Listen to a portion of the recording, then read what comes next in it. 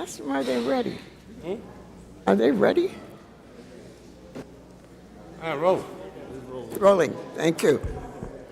Good afternoon, everyone. Thank you so much for taking time out. For those of you who are here for a special occasion, we thank you for taking time out of your very busy schedule. But every now and then, there are occurrences and recognitions that can no longer be ignored. And today is one of them. I'm a great believer that we should honor people while they're still vertical and not wait until they're horizontal. Somebody ought to clap on that one. Did everybody understand that? Yes. While you're still standing, not while you're vertical. And so, I mean horizontal. There is a young lady in our community that I have had the privilege of knowing since she was approximately, I'll say about 12 years ago. Her godmother, Kitty Taylor, brought me into her circle, and as a result of my relationship with the incredible leader, Kitty Taylor, I had the honor and privilege to meet the lady who is being honored today. There is much that I could say about her, but those of you who know her, her work speaks for her. Nobody has to make up anything. Nobody has to, as they say, nobody has to fake it to make it. She's the real deal. And ladies and gentlemen, and those who are in our viewing audience, if you are aware of this incredible gift to the city of Newark, you will understand why. Ladies and gentlemen, I present to you on this afternoon the very Honorable Reverend Dr. Louise Roundtree. Come on, put your hands together. Please come up along with her family.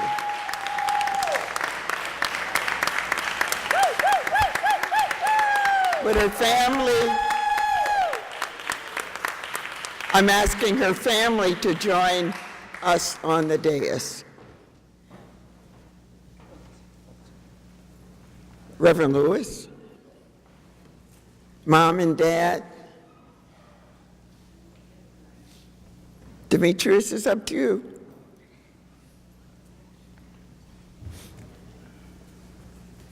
As she comes to the stage, no one is perfect. Is that true? Yes. No one is perfect, but she comes the closest to God's perfection in a human being than anyone else that I know, other than my mother, who is in glory right now. This decision is actually determined by words from the mayor of the great city of Newark, the best mayor in America, in my opinion.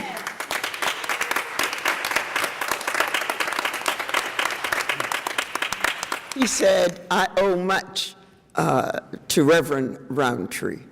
He said, there are days when I'm tired, and at 10 o'clock, I'm in the bed.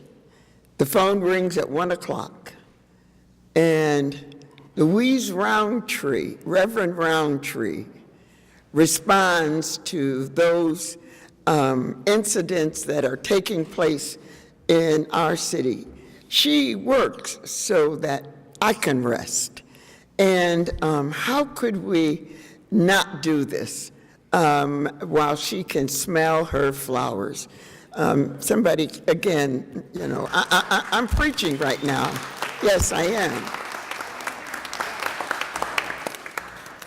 And so for a person who does not ask for glory, she does not ask for recognition, she does not ask for favor, but she has the greatest favor of all, and that is from Almighty God.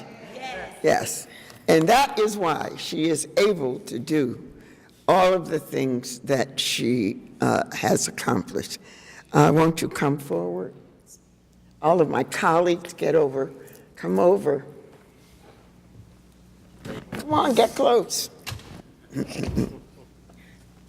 It's difficult not to love her because she'll be in your face in business on a regular basis trying to help you solve. So today, we want you to just bring it down and relax. Put some flats on. Put some flats on. Everybody knows that she wears stilettos beyond description. Is that not true? But on behalf of this august body of council members, we want to say thank you. And that's what this is all about. And flowers are so justly deserved. We hope that you will put them in a place of honor in your office. And when you think about the love that comes from this body to you, you will know that you are much beloved. God bless you. God bless you. Okay, you want to say some words? Colleagues? Colleagues? No. You said Colleagues? Well, I will say something. All right. So because she's my role partner, like literally every weekend we roll together. So I just want to say, the Bible says, let another man praise your work. And today we are praising your work, all of us together. And so, we love you, we love you, we love you. Council President couldn't said it, better for all of us, but we love you and we're going to praise you from here on out. So thank you, Reverend Roundtree, AKA Weezy. Absolutely.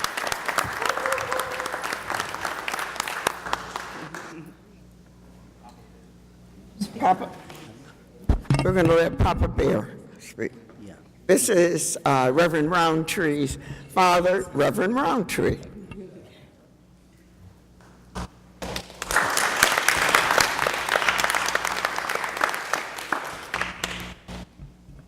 It is with great pleasure that we give honor and recognition to my daughter.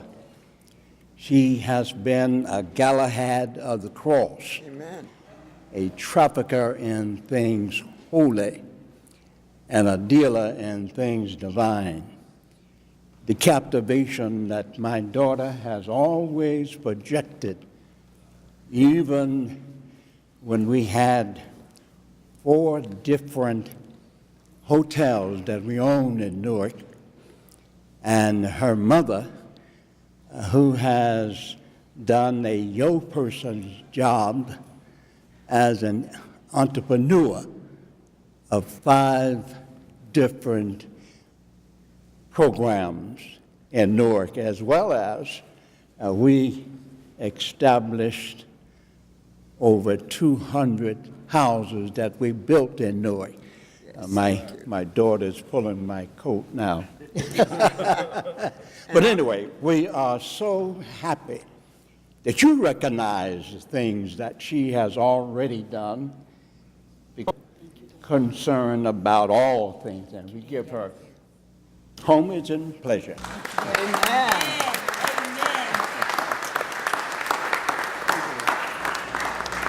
Good afternoon to this great council and everyone in this city. We honor God today, and we thank God for this esteemed council of members. Today, we're so thankful for the recognition of our Reverend Louise Roundtree. Amen. You can give God praise for her. And I know that I'm in the municipal council, but that's just my verbiage, so I say what I say. But we celebrate her, and it is because of her work and because of her ethic that she is so well respected, not just here at City Hall, but throughout the city. And I have the privilege of knowing that she is that throughout the state and wherever she may go. And so we honor the Lord. And today, just while we're celebrating these great women of God, and I have to say that because I have an award here that I've been trying to get to our president for 2 years. for 2 years, and so it is because of Aunt Louise, as I affectionately call her, that I've been able to be introduced into the municipal realm of God's work. And so today, Auntie Mildred, Council President, I would like to bless you. This is coming from my heart and Reverend Roundtree's heart. Amen. The 2017 Jewel Foundation Award from Fondria Lewis Ministries. We want to thank you for your dedication, your love, support, and all that you do for us. We appreciate you. Thank you. Happy birthday. I am seldom fooled, but they got me today. Thank you so much. I accept it on behalf of the 280,000 residents of the great city of Newark who challenge all of us, every single council member, every single day.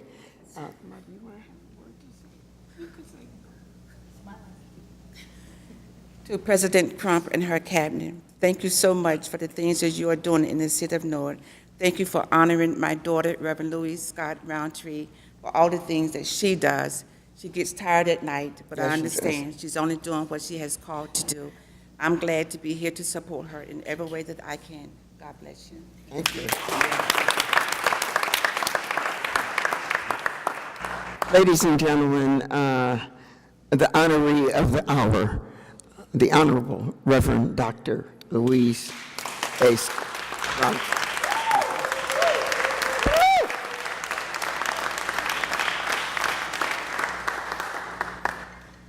To God be the glory. Amen.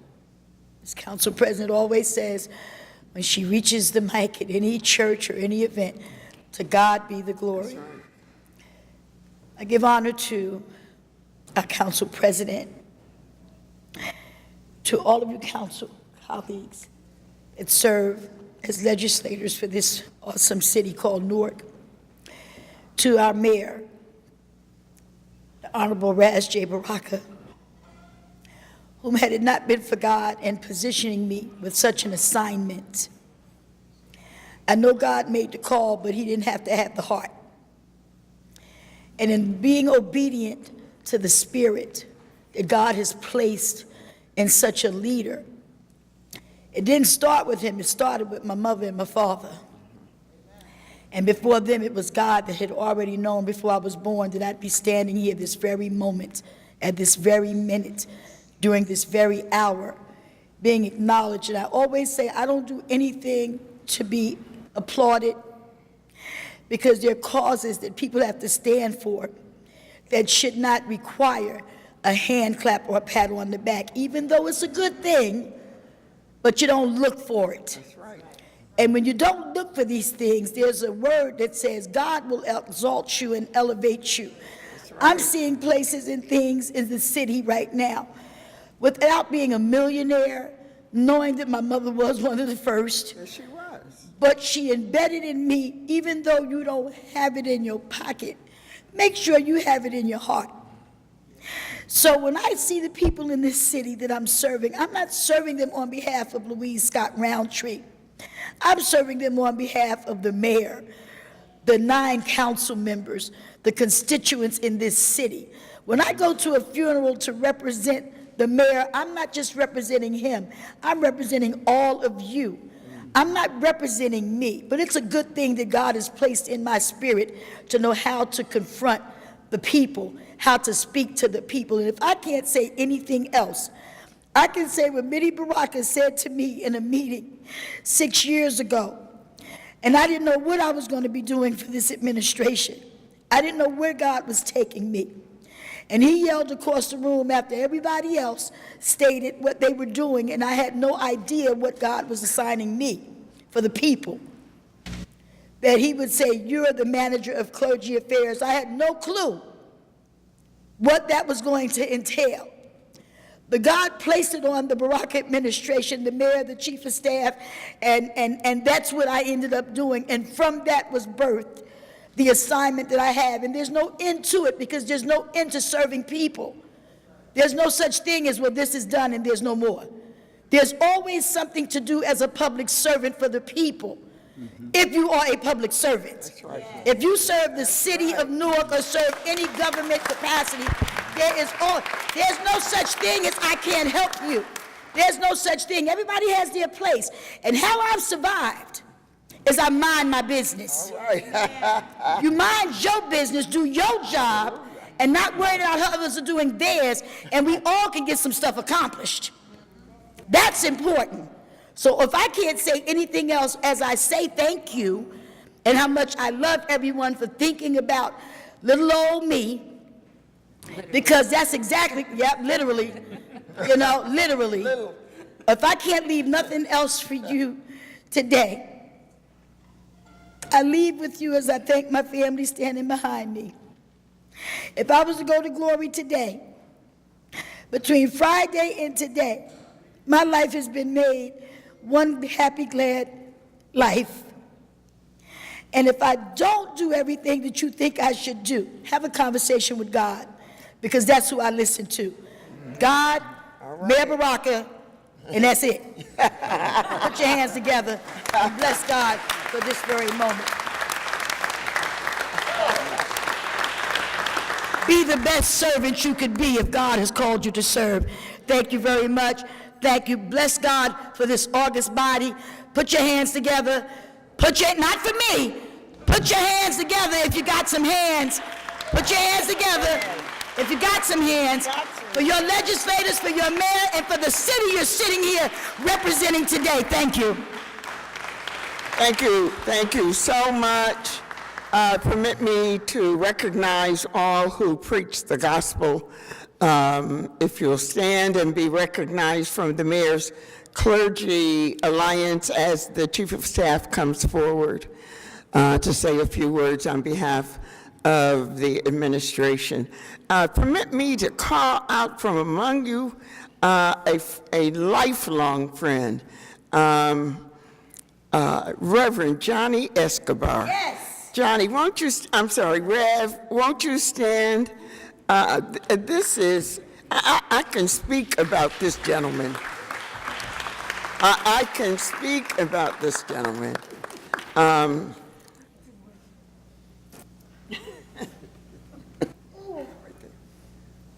just want to say thank you, Ms. Roundtree, on behalf of the administration, my family, for the courage, and for all the endeavors and everything that you stood up on behalf of this administration through the funerals, through the times the mayor couldn't show up. You showed up. That's right. Your voice carried. Your voice represented the city, and I really appreciate you. If I never told you, I love you, and we definitely need you, and we need you in the future, and we need to continue doing what you're doing. Thank you. Thank you.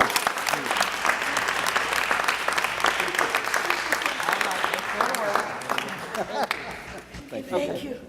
I love you. And this is yours. Thank you. Thank you.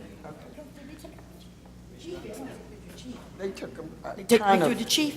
Where'd that guy go? There he is there right he is there. right there. Can you take a picture with my boss? Not only that, I'm not, you're everybody. being seen by approximately I know. 100,000. 100,000. I want this for my wall. I want this for my wall. Come on. Oh, come on, Father. Council Come on, members, Dad. All these great legislators. get in here. Louis. Augie, come from behind. Where's the needle? Standing on the right this time. It's going to be campaign literature. I heard that. Thank you, everyone.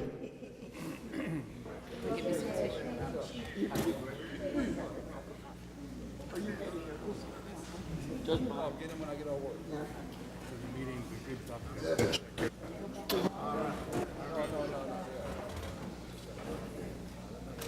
Thank you. Oh, you're welcome. You deserve it. Thank you, Joe. I'm glad you made it.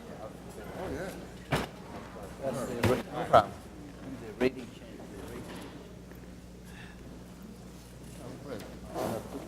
2.1. Yeah, but it's not. The rating went from 377. Okay. Thank you, sir. Yeah. How you doing? Hi. Yeah, I'm good. I just came from up there. Oh, in the county? Staff meeting. Huh? I had a staff meeting up at Senior Shows. Mr. Clerk. Mr. Clerk.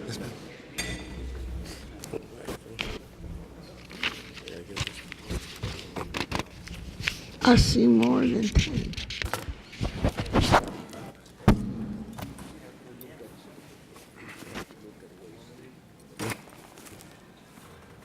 Only got a...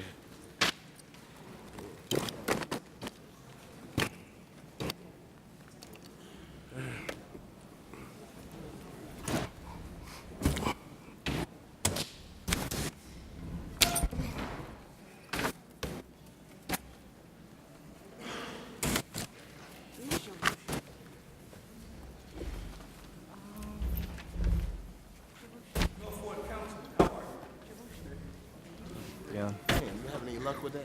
You have any luck with that? We're still looking. This, Oh, these artists. Oh, money. Now I can see. Well, they wanted to send more.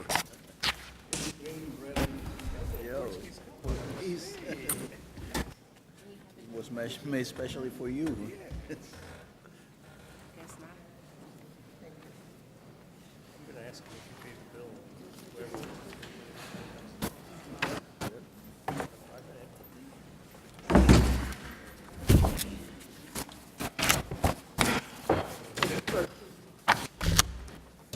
Mr. Clerk, we have a quorum on the floor. Thank you. good afternoon, ladies and gentlemen. Welcome to the Newark Municipal Council's public meeting. Please rise for the singing of the national anthem and remain standing for the Pledge of Allegiance.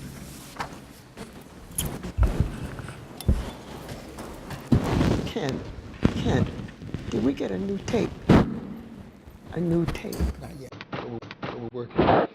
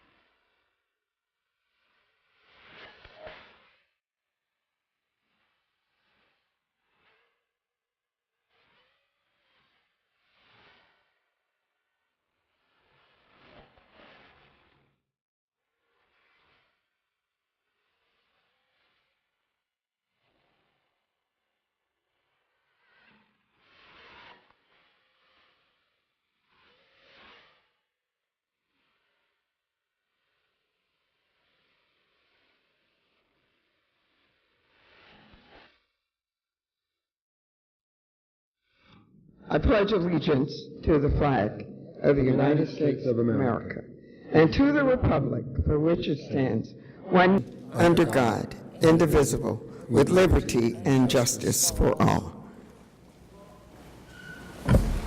Madam President, in accordance with the New Jersey Open Public Meetings Act, adequate notice has been provided to the Star Ledger, the Jersey Journal, and to the public at large establishing the date, time, and location of this meeting. May I have a roll call of those present, please? Present. Present. Here. Present. Present. Here. Here. Here. Mr. President, if I may. Yes, Councilman. I noted again that the anthem has some glitches. It seems that the vinyl is not good enough, so we should buy a CD or something so that the quality improves. Would you bring him up to date? Councilman, we are working on getting a new CD. It's out of print, so it's a little more difficult to get, but we're working on it. Download it from Amazon. Amazon, the computer or something. It's, We will have it for the next meeting. 2019. I spoke to him again today. So hopefully, excuse me. So hopefully, Have it for the next meeting. we will have, Mr. Clerk, we will have it for next meeting. Is that correct? Yes, sir. On the agenda, Council of the Whole to accept the reports of the boards and commissions. Yes. yes. Yes. Yes. Yes. Yes. Yes. Yes. Yes. Ordinance on first reading. 6FA is an ordinance to for amusements which by making special amendments to improve the special events permit process. Council of the Whole to adopt. Councilman? Oh, we're going to have to amend it. Councilman, are you satisfied with the amendments that we were given at the yesterday? No, I'd like to make some amendments or propose some amendments, especially the percentage. Especially the percentage, so why ask for deferment once again? And since this is not going to be implemented until 2021, there's no need to rush it. So do you want to defer to the next regular or to Tuesday special? Roll call to defer. Next regular? Roll call to defer to the next regular meeting, July 10th. Yes. Yes. Mr. McCutcheon, He must not have took it. City Clerk, could you one more time, Mr. McCutcheon. say it one more time? Mr. McCutcheon?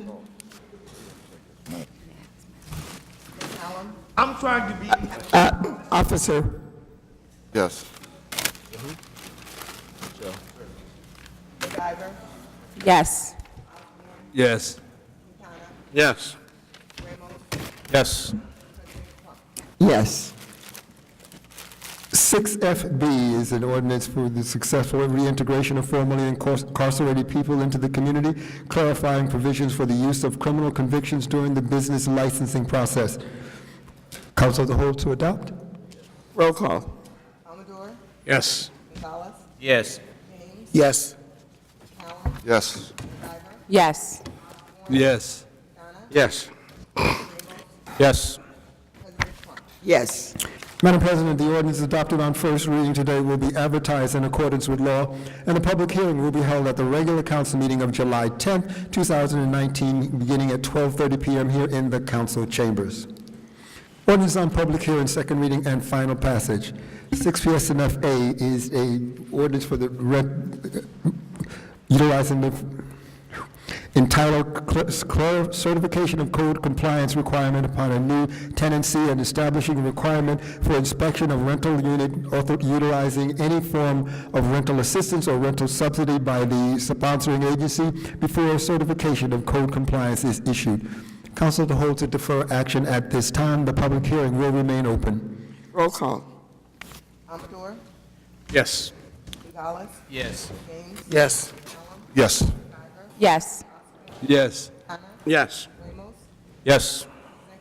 Yes. B is an ordinance permits short-term rental use in all legal dwellings and establishing minimum standards for short-term rental use. Council of the Whole to defer action at this time. The public hearing will remain open. Roll call to defer. The hearing's still open. Yes. Yes. Yes. Yes. Yes. Yes. Yes. Yes. Yes. C is an ordinance adding a new Chapter 14 entitled Short-Term Rental Units to Title 618 entitled Housing Code. Council of the Whole to defer action at this time. The public hearing will remain open. Roll call. Yes. Yes. Yes. Yes. Yes. Yes. Yes. Yes. Yes. D is an ordinance adding a transient accommodation short-term rentals to the list of properties subject to the license fee assessment and amend Schedule A to authorize the inclusion of transient accommodations as they become identified. Council of the Whole to defer action at this time. The public hearing will remain open. Roll call, Mr. Clerk. Yes. Yes. Yes. Yes. Yes. Yes. Yes. Yes. Yes. Next item. E is an ordinance amending Chapter 20 entitled Hotel Occupancy Tax and Title 10 entitled Finance and Taxation. Council of the Whole to defer action at this time. The public hearing will remain open. Roll call, please. Yes. Yes. Yes. Yes. Yes. Yes. Yes. Yes. Yes. Madam President, the five items that we have just deferred action on, we are waiting for a presentation by the Airbnb Corporation. We believe that may take place at a special on June 18th. Yes. That will be determined shortly. Thank you. F is an ordinance adopting the Sixth Amendment to the Newark Living Downtown Plan to include HIV/AIDS counseling and residence use. Is there anyone present that wishes to be heard on this ordinance? No one, I'm sorry. Yeah. No. Yeah. I'm invisible. Could you repeat that because? Please state your name and address for the record. Whoa. Please state your name and address for the record. Sure. My name is Dion McCutcheon. Lowercase c, uppercase c. I just want the city clerk to start speaking more clearly, number one. What with regard are we speaking? Because I have my notes, but I can't hear him, so I can refer to my notes. Mr. Clerk? Mr. McCutcheon, you are here to speak to the ordinance 6 PS and F. You have the floor. Sure. What file number? 190675. 5. Page 6. Bottom of the page. 1 second. Because I can't hear you, I have to now refer. God almighty. There were only two. On page 6. No, 160? 190675, 6 PS and F, bottom of page 6. Okay, I didn't get a chance to read this one. Thank you. Adopting the Sixth Amendment to a living downtown plan to include HIV. Oh, all right. By the way, where was this online? Now, this is something new to me because I read through the entire agenda prior to this. Where was this? This is new. Mr. McCutcheon, this item is on second reading. Therefore, it was on the agenda at the last council meeting for first reading. It was on the agenda at the prior council meeting on communications. This item has been on the agenda at least 3 times, Mr. McCutcheon. My mistake. Believe me, it won't happen again. Thank you. Anyone else appearing? No one else appearing. No one else appearing. Motion to close the public hearing and adopt. Councilwoman MacGyver used to move. Yes. Second. Is there a second? Councilman Osborne. Roll call. Yes. Yes. Yes. Yes. Yes. Yes. Yes. Yes. Yes. Resolutions. Resolution 7R1A is a temporary emergency appropriation to provide staffing and an adequate fire and emergency response. B. B is a resolution authorizing the Department of Administration for temporary emergency appropriation for the National Environmental Health Association in conjunction with the Center for Disease Control Prevention to offer mini grants to support state, tribal, and local territorial governmental food safety programs. C is a ratifying authorizing a resolution for the Department of Administration for a temporary emergency appropriation to provide funds for the operating expenses until the adoption of the 2019 operating budget for the City of Newark Department of Water Sewer Utilities. D is a authorizing resolution for the Department of Administration to provide maintenance and service for the combined sewer overflow regulators and internal relief points. E is a ratifying, authorizing resolution for the Department of Administration for the use of a state contract for the purchase of 2 Dodge Charger vehicles. F is the authorizing resolution for the Department of Administration for the use of a state contract to purchase 2 dump trucks. G is a authorizing resolution for the Department of Administration for the use of a state contract to purchase one Ford utility truck. H is a authorizing and amending resolution 7R1C adopted on December 5th, 2018 to increase the purchase amount by $90,830 for a new total of $290,830. This is for the purchase of furniture. I is a authorizing resolution for the Department of Administration for the use of a state contract to purchase one 2019 John Deere utility tractor. Through 7R1I, Council of the Whole to adopt. Roll call, please. Yes. Yes. Yes. Yes. Yes. Yes. Yes. Yes. Yes. 7R2A is a authorizing resolution for an area in need of investigation. Sponsor. Second. Roll call. Yes. Yes. Yes. Yes. Yes. Yes. Yes. Yes. Yes. 7R2B is a ratifying authorizing resolution for the Department of Economic and Housing Development for a professional services contract to provide legal services for redevelopment land use matters. 2C is a ratifying authorizing resolution for the Department of Economic and Housing Development for a professional services contract to provide legal services concerning redevelopment and land use matters. 2D is a ratifying authorizing resolution for the Department of Economic and Housing Development for a professional services contract to provide legal services concerning redevelopment land use matters.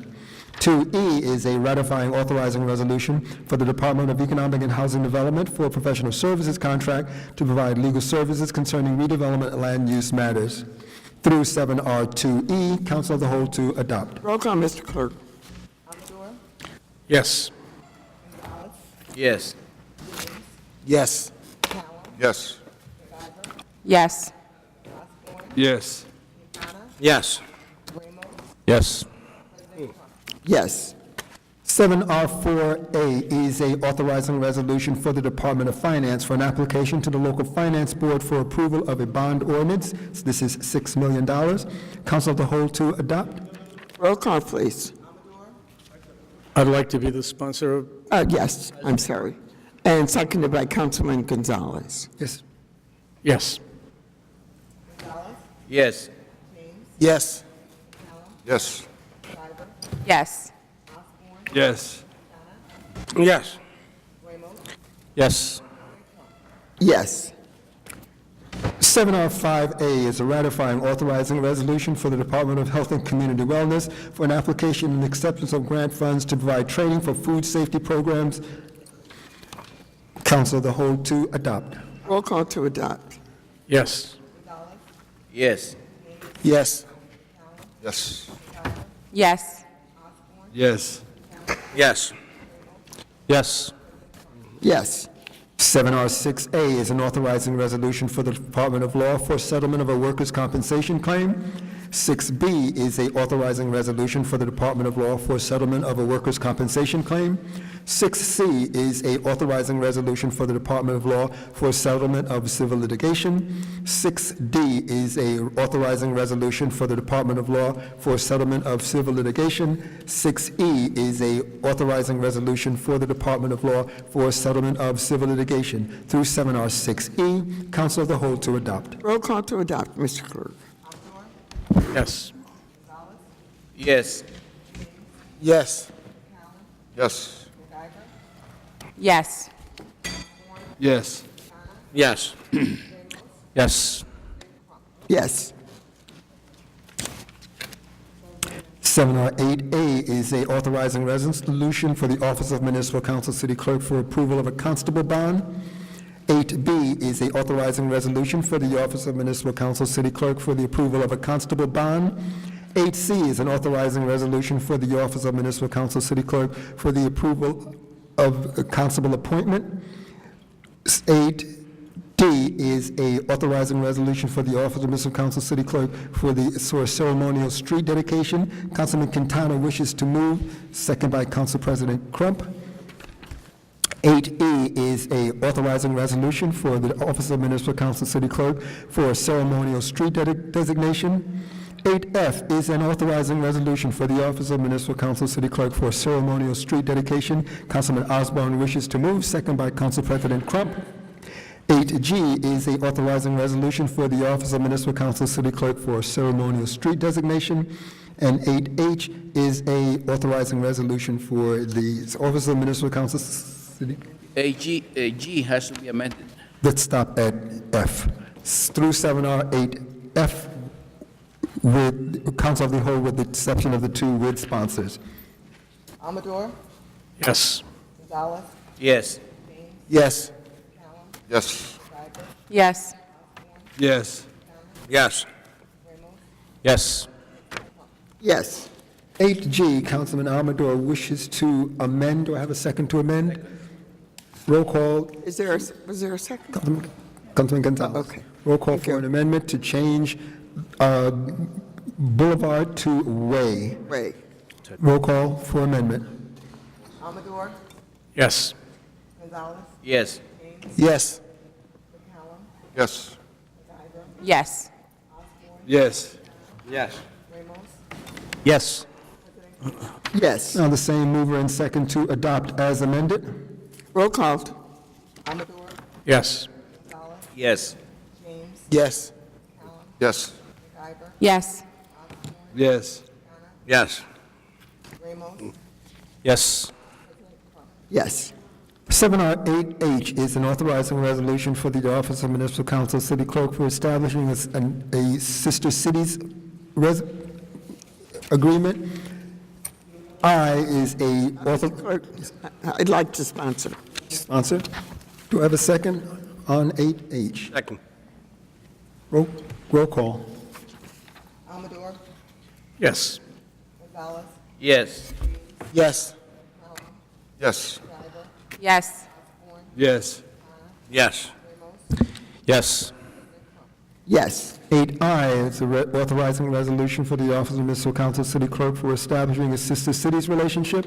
Councilman Gonzalez wishes to move. Do I have a second? Second. Roll call. Amador, Yes. Gonzalez, Yes. James, Yes. Yes. McIver, Yes. Yes. Yes. Yes. Yes. 7R8J is a authorizing resolution for the Office of Municipal Council City Clerk for a resolution waiving permit application fees for the Community Health Day, Friday, June 14, 2019. Councilman Osborne wishes to move, second by Council President Crump. 8K are various expressions of profound sorrow and regret. 8L are various recognizing and commending resolutions. Through 7R8L, Council of the Whole to adopt. Roll call, please. Yes. Yes. Yes. Yes. Yes. Yes. Yes. Yes. Yes.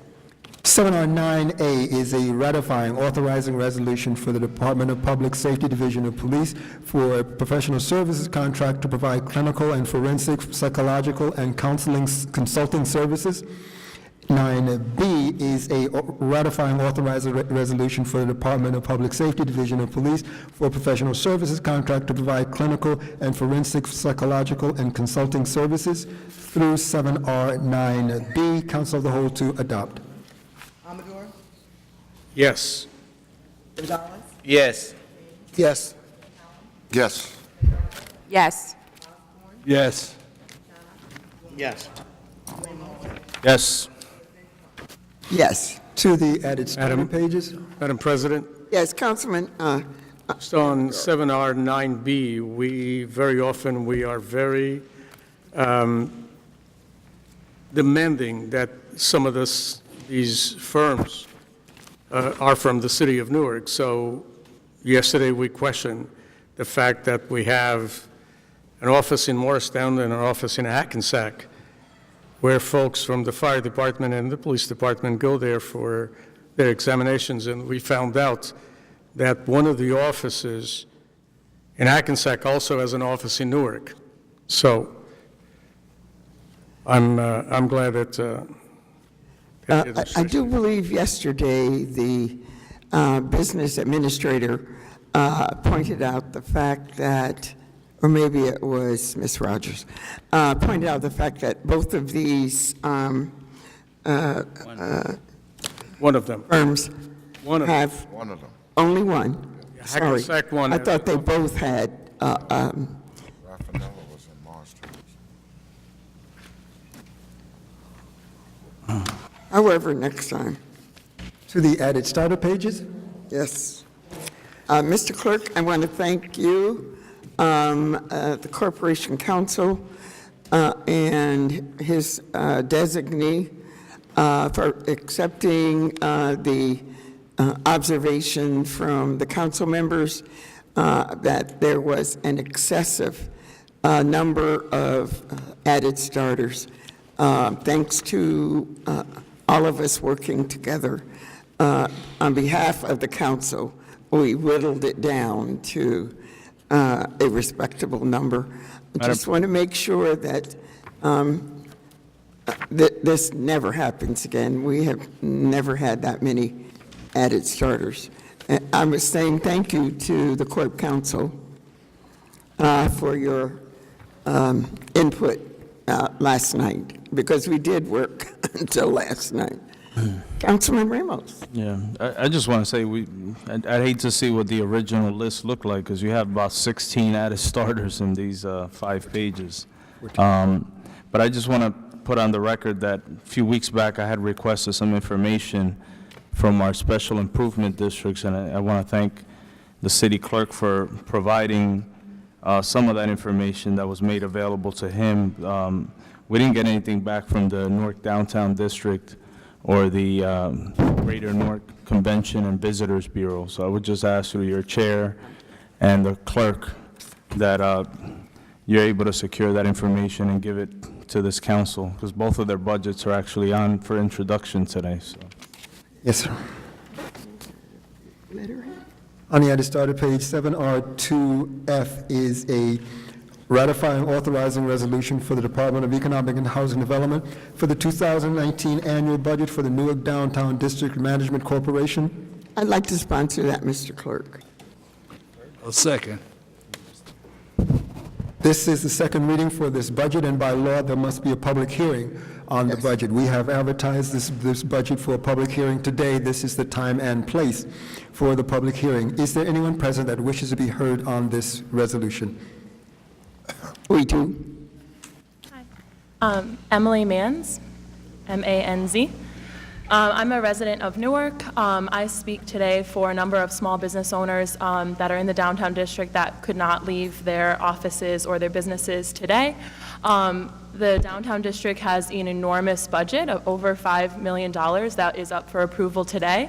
I just myself and others are concerned about the transparency of that budget, understanding, for instance, what the marketing budget is. I know that they recently went through a rebrand and used a firm from Summit, New Jersey called Trillion, as opposed to one of the local graphic designers or developers here in the city of Newark.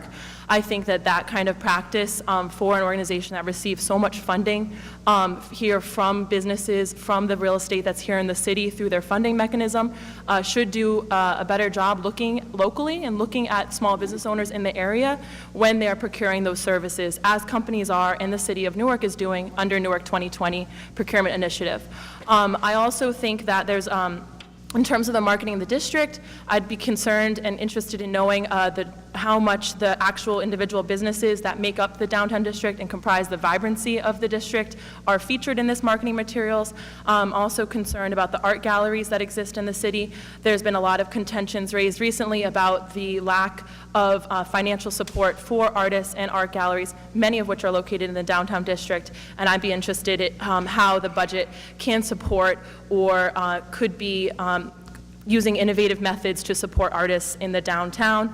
I know the NDD rents, for instance, pop-up facilities in the 1180 Raymond Boulevard building.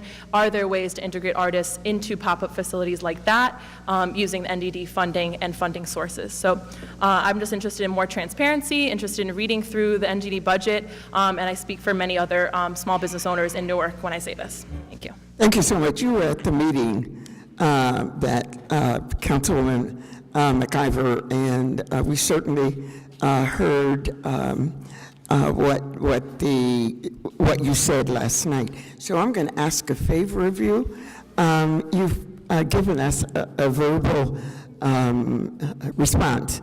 Can you put that in writing as soon and with whomever your other business partners may be? If you put that in writing, then we'll be able to respond certainly to it. It was an excellent meeting last night.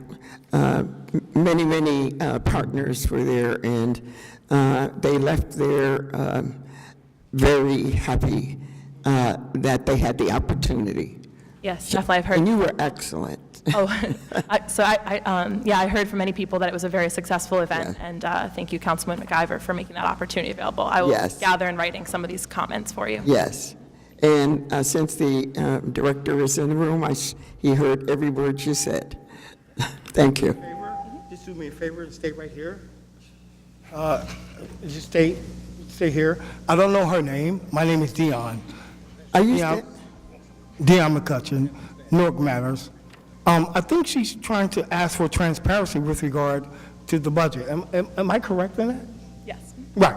She wants to know exactly, and you know, not just talk, documentation that can reveal to her what is going on with regard to, I'm sorry, your issue?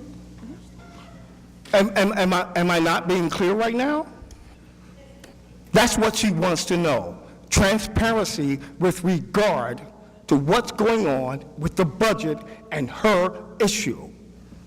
Now, if anyone has a problem with regard to me, hey, listen, I'm from Newark. Don't get effed up. Look, am I clear with that? Yeah, I think transparency is. Transparency is what she wants. Actually, you know what? Transparency is what we want as the citizens of Newark. Look at this guy. Oh, what I'm saying to you is, look at this guy. He's not even paying attention. Mr. McCutcheon, continue to speak to the issue. The issue is transparency, and we want it. You know what? I want it. Okay. F it. I want it. My God. Today. After you all have my email address. What up? What up, son?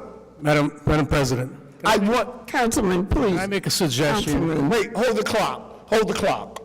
Hold the clock. Yeah, this is the hearing. We need to let him finish with his minutes, otherwise we'll be going. No, if he wants to talk to me, it's not a problem. Mr. McCutcheon, you are going to. We want transparency and documentation to find out what is going on in the budgetary realm. Now, if he was to ask me a question, I don't have a problem answering any question No. that you have for me. Please don't. Stop the clock. I'm not going to ask you a question, but I'm going to once again and direct my statement to the president of the council. If you're looking for transparency in an Looking organization, for it, it should be automatic, but go ahead. the transparency comes from attending the meetings of the Newark Downtown Board whenever they occur. Not from here. The only thing that we do here is approve the budget that is submitted to us, either from the downtown bid, the Ironbound bid, the North Ward bid, or any other the Bergen Street bid, or any other bid that exists in the city of Newark. So transparency comes from attending those meetings and asking those questions to the board of those organizations. Madam, If I heard you correctly, you said that they are submitted to you, correct? So therefore, submit it to us. Did you just not say, hey, we can go on record, you just said that the budget is submitted to you, correct? So therefore, submit it to the citizens. Submit it to me. My name is Dion McCutcheon. Dion.McCutcheon @yahoo.com. Email it to me. You just said it was submitted to you, correct? Well, submit it. You're my man. You're my man. Of the council. You're my man. Submit it to me, and I'll submit it to everybody in the city. What up?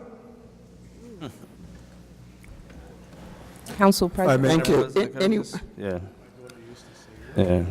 Madam President, I just want to say that, I understand what the Councilman Amador mentioned, that, the contributors and the citizens that are affected by the Mr. improvement district, they should attend the meetings Have a seat. of the board, but I think as a council, we also have, responsibility to advocate on behalf of the contributors and citizens who are, in most cases, positively affected by the services of these special improvement districts. And that's one of the reasons why a few weeks back, I had asked for a breakdown of, staffing for these improvement districts. The two districts that are before us today, they're over $800,000 in salaries and wages. And I understand that a big part of that in the downtown district's case is they have, services that they implement directly as opposed to having a private entity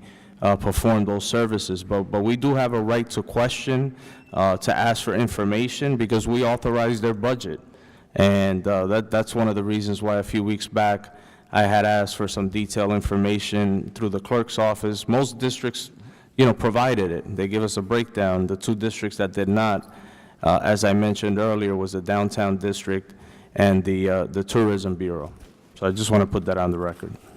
So, Council President, Yes. if I may, so we have been, because the Newark Downtown District, well, both organizations directly impact my ward, I have some severe issues that we need to address regarding some of the matters. And I'm not sure, I apologize for missing yesterday's pre-council meeting. I'm not sure if we're at a dead deadline to get this moved today, but I do have some severe issues that I'm going to be having a conference call with one organization tomorrow about. But as Council Ramos stated, we represent people that these organizations represent, and I have gotten an influx of concerns, some things that I have been dealing with since July coming into office, and those things are severe and need to be addressed.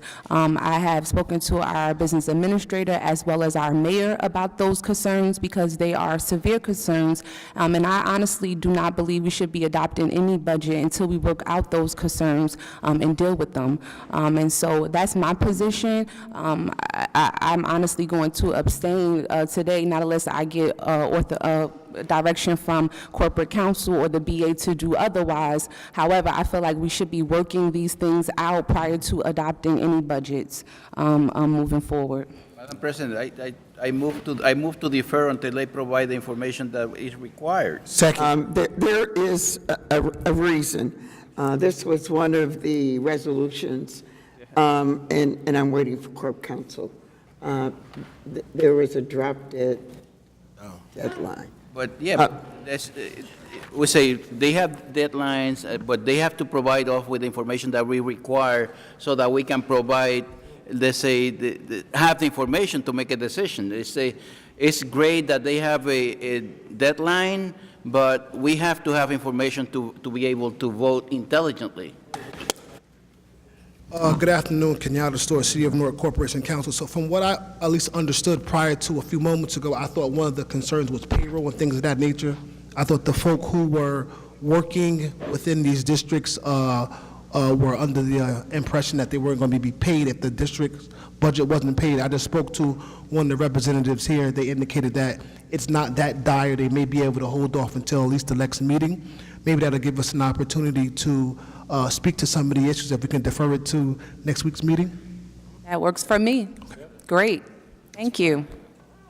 Anything that's legally speaking. But since we have the representatives here, I am going to ask directly to them that they provide the information that we need so that we can make a decision. The director is in the chambers and heard all of the comments that were made and observations and recommendations. And so while I was under the impression as of last night that all of the budgets had to be voted on, hopefully, in the affirmative, otherwise, I've forgotten the term you used last night.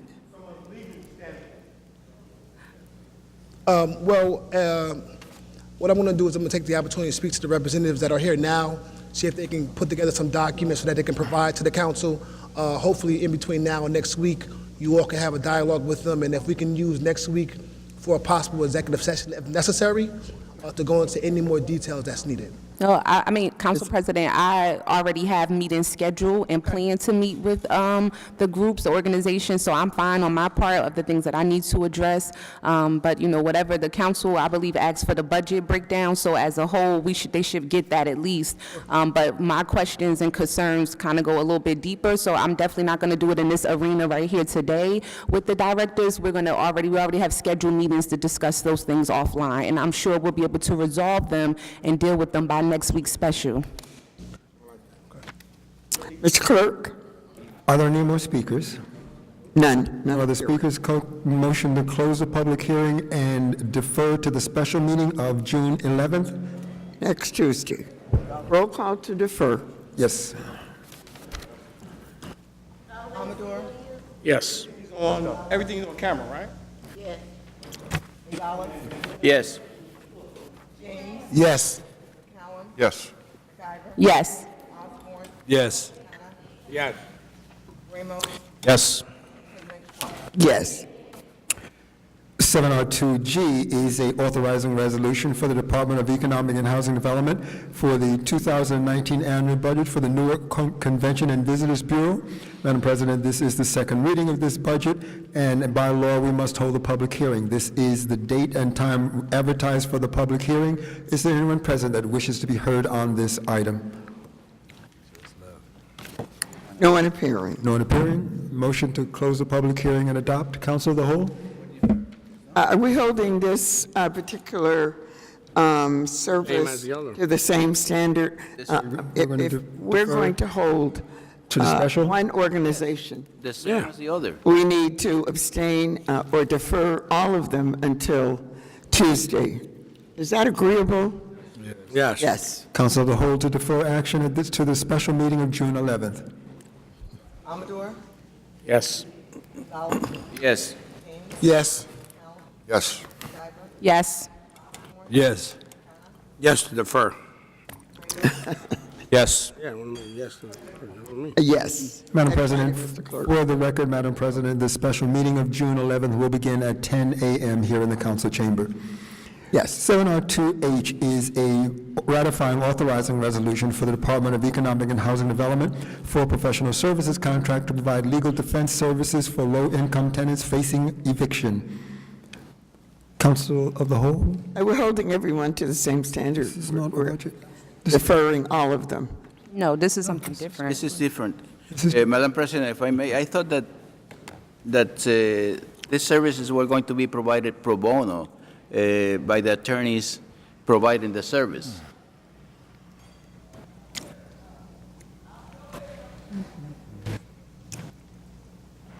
I'm sorry, Councilman, I didn't hear it. This is not. I thought that the services that were going to be provided by the attorneys was going to be pro bono. That's right. Okay, so there are two aspects of it. One aspect of it, of course, is these people here who would be paid for. The other aspect of it is we're going to be contracting with folk who will be doing on a pro bono basis. But we can't expect for folk to get full representation from pro bono people because of the fact that, there's no requirement behind it, if I may. And, just understanding how pro bono services work, they do not provide as much service as we need.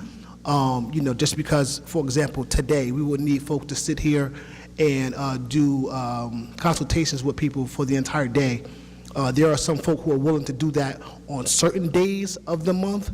There are not folk who are willing to do that all month. That was precisely one of the concerns that we had before that ordinance was approved, that people will not, we will not have enough pro bono service to provide the services that the tenants would require.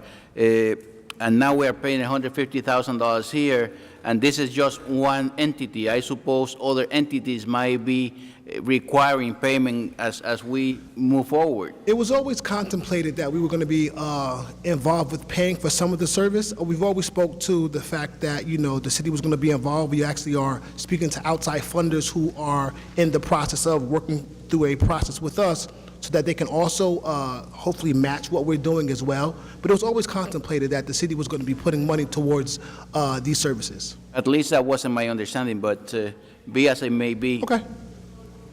So, Mr. Corp Counsel, just a quick observation. Number one,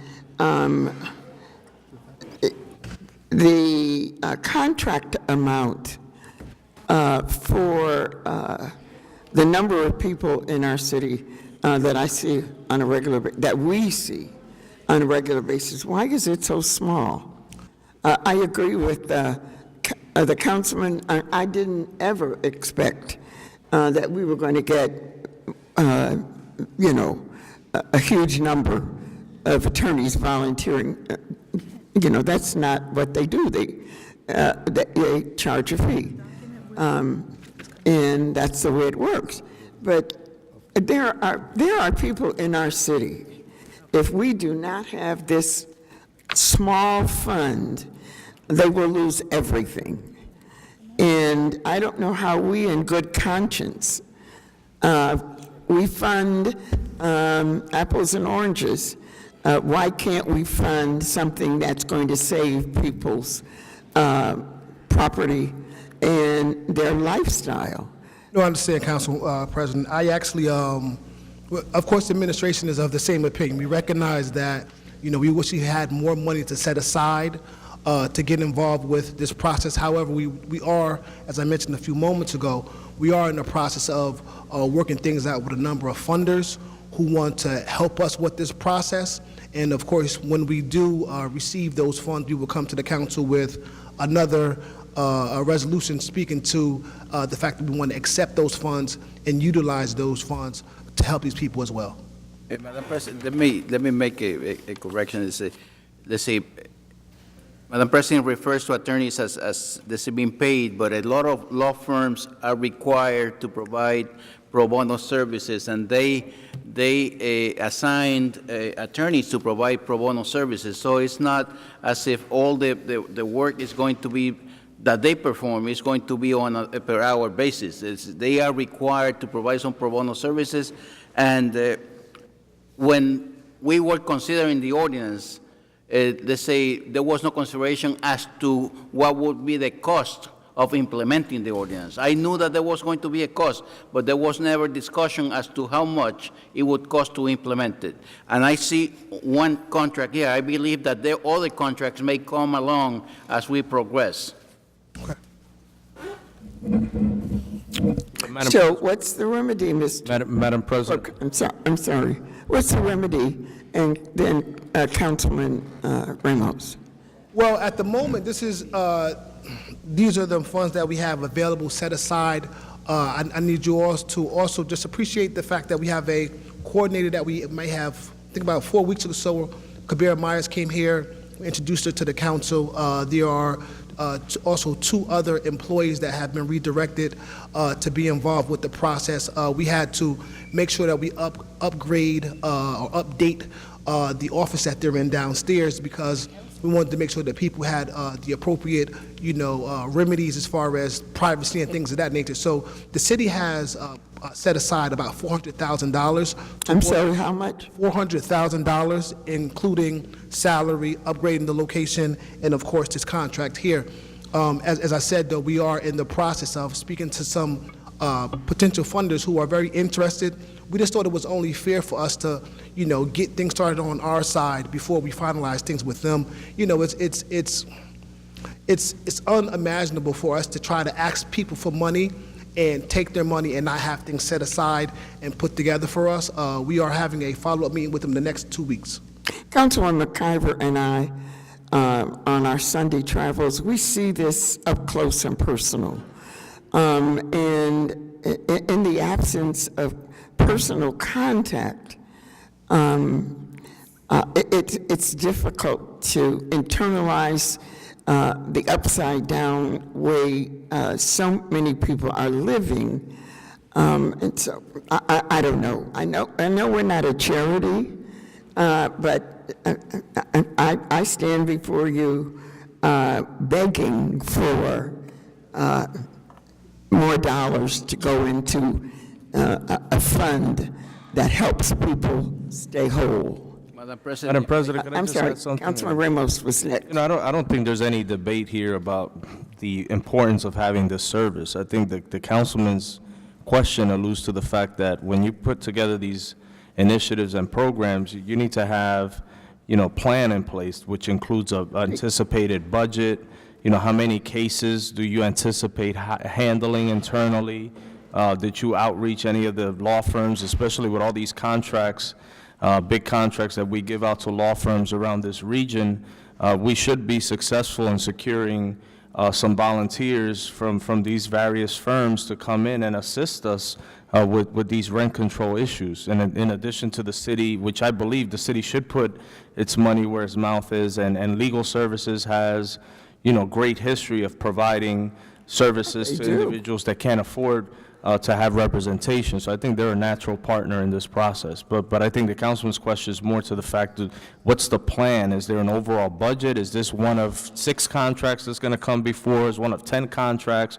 I mean, I would hope that internally you've done your diligence and evaluation and assessment, and that you have an idea of what this program is going to look like as it relates to staffing and also potential contracts with firms that can help carry out the service.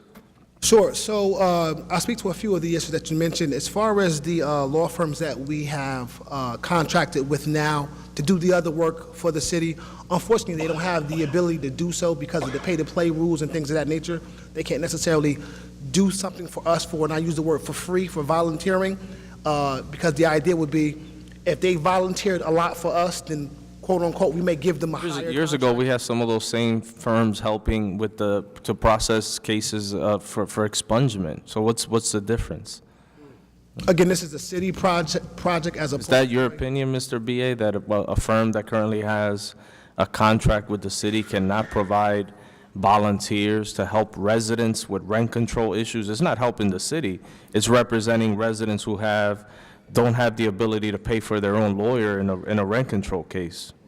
Yeah, I have Councilman Eric Pennington, Business Administrator. I had not looked at the issue, but I would defer to our Corporation Counsel at this moment who has, and I'd be happy to discuss it further with him.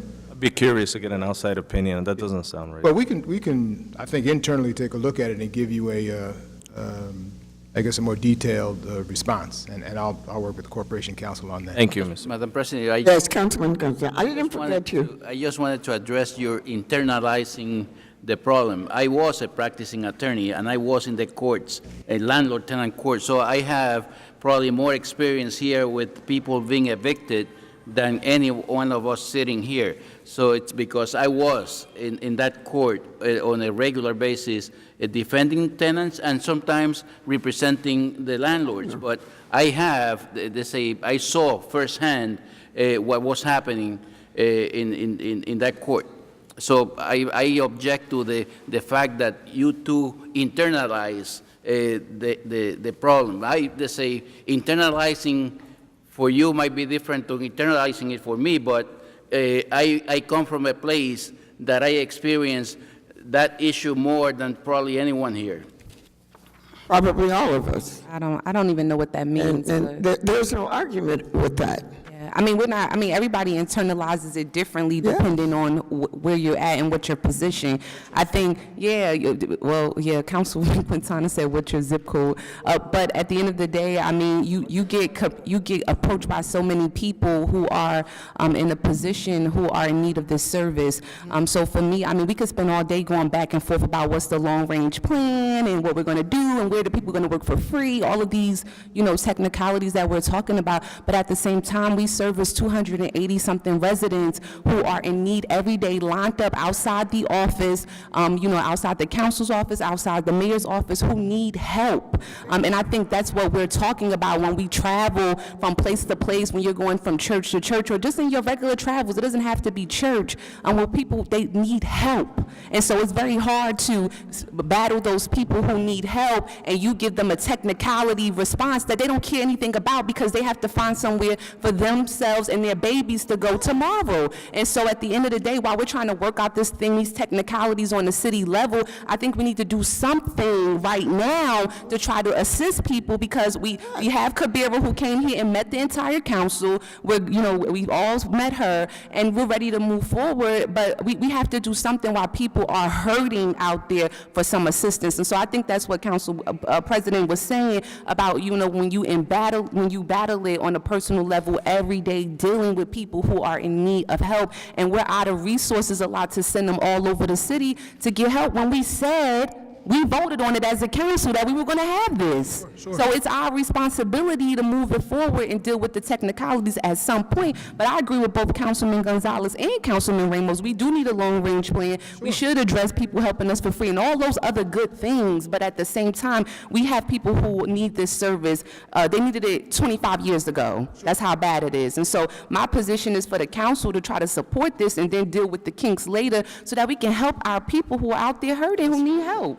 So that's my 2 cents spill on it. There's an old saying, there but for the grace of God go I.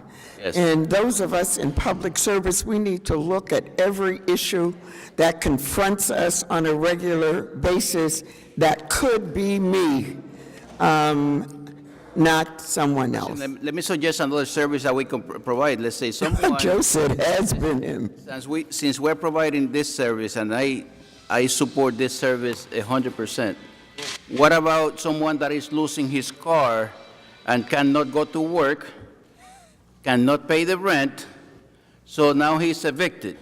So I believe that we might be taking a slippery slope by providing this service, and I agree 100% with this. But suppose that I have a car that I leased, I cannot make the payment, now I am losing the car.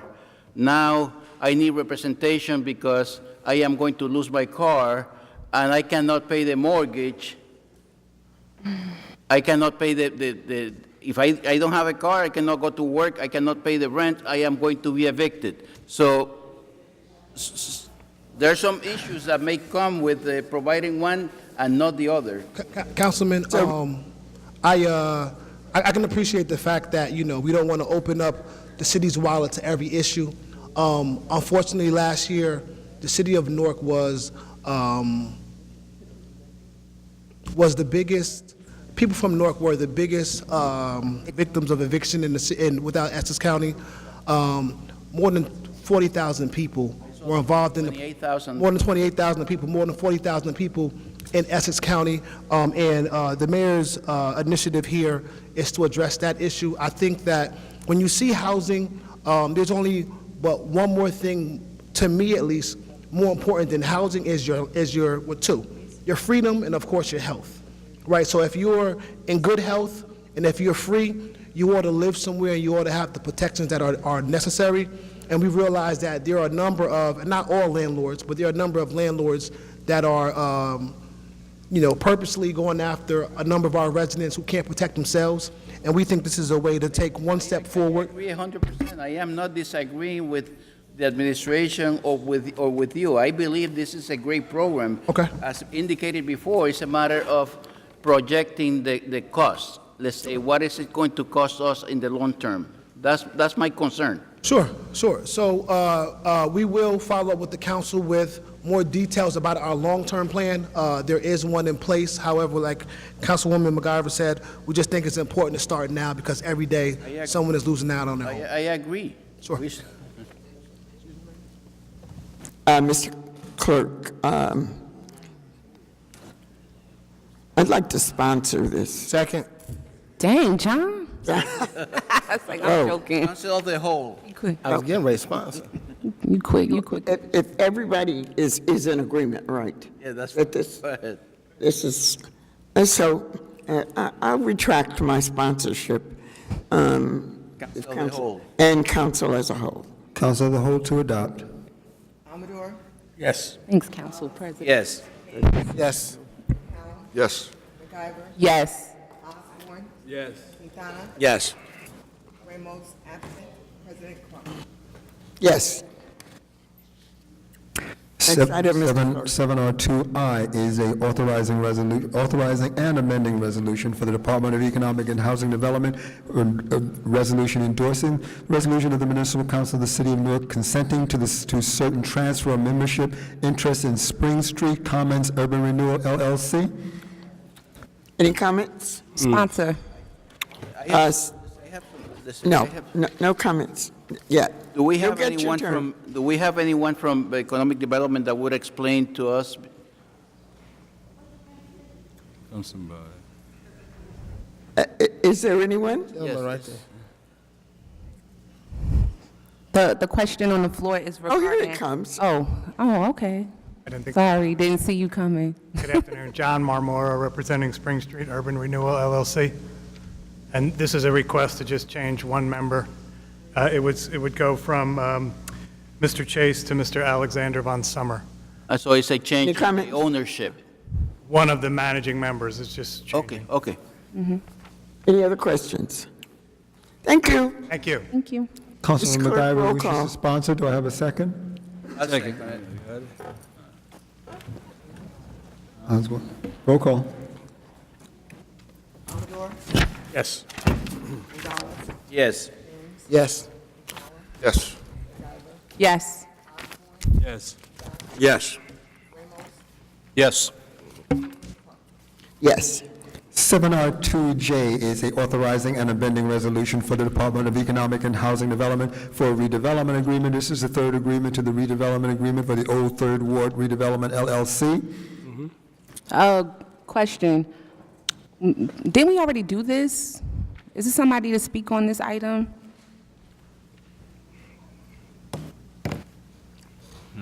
Good afternoon, Council. Bisola Taiwo, Legislative Director of EHG. This is in fact one of the items that you were waiting on, Councilwoman McIver. This is the reimbursement agreement. It is now made part of their redevelopment agreement, so it lives with it forever. Great. Thank you so much, Bisola. Any other Bringing the questions? greatest information. Thank you. All right. Mr. Clerk? Councilwoman, do you wish to sponsor? No. It's like, no, yes, I will. Thank you. I'll sponsor. Council as a whole. Roll call. Do we have a second? I'll sponsor. Second. Oh, Eddie, you have it. yes. Osborne. Roll call. Your claim to fame. Amador? Yes. Gonzalez? Yes. James? Yes. Callum? Yes. McIver? Yes. Osborne? Yes. Yes. Ramos? Yes. Yes. Madam President. Yes, Councilman Be Ramos. noted as a yes for the Essex Newark Legal Services contract. Yes, sir. Thank you, sir. 7R3A is a authorizing resolution for the Department of Engineering for a bid contract for the renovation of Hank Aaron Baseball Field. I'd like to, Councilwoman, You like to sponsor? sponsor? I was going to sponsor, yes. Thank you, Councilman Ramos. Is there a second? I'll second. Yes. I mean, yeah. Madam President, before Councilwoman, this park has been refurbished like 4 times. We had spent a lot of times. that's because it's well used. For sure, let's say we should have. This is the one that Donnie was supposed to have. We should make sure that this time that there is done correctly, because we had spent some monies there, and then the park comes into disarray again, apparently for lack of maintenance. So we have to, if we are investing $1.6 million to refurbish the park, we should make sure that we maintain it so that the kids can go and play there.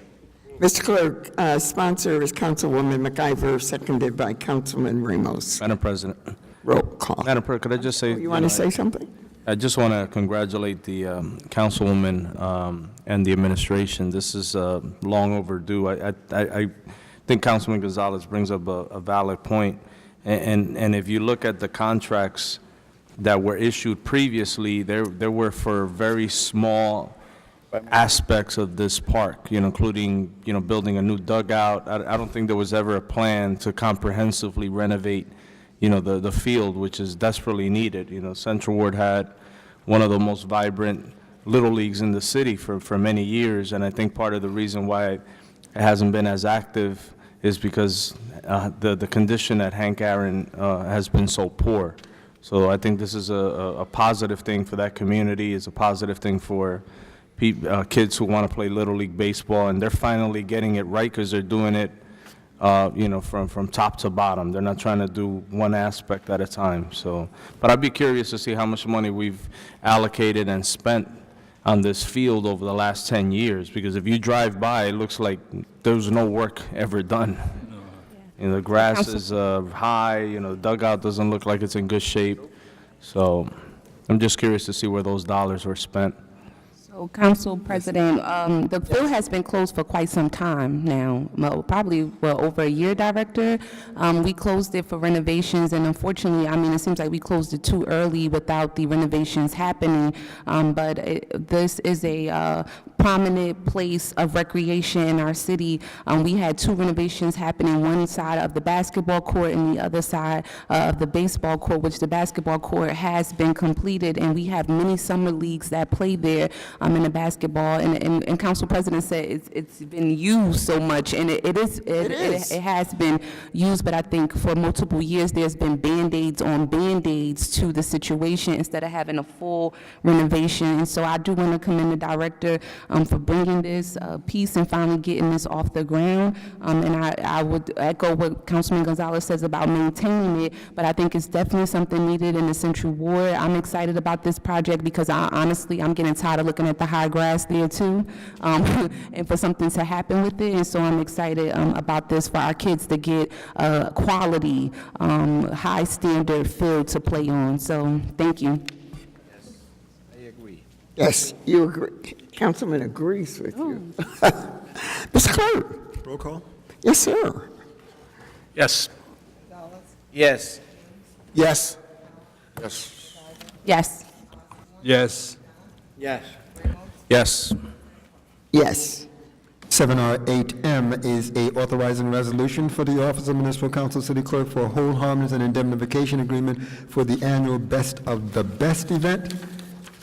8N is a authorizing resolution for the Office of Municipal Council City Clerk for a resolution waiving the special event application fees for the United Vailsburg Service Organization's annual festival.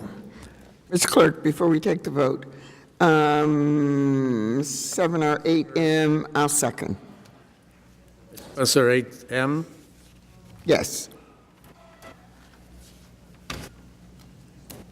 I was at a meeting with some of the teachers from Second for 8M? East Side this morning. Second for 8M? Madam President, Yes, I did. Okay. Is there a second, please? Second. Councilman McCallum, you wish to second N, or to move N, sponsor N? I'm seconding. Roll call.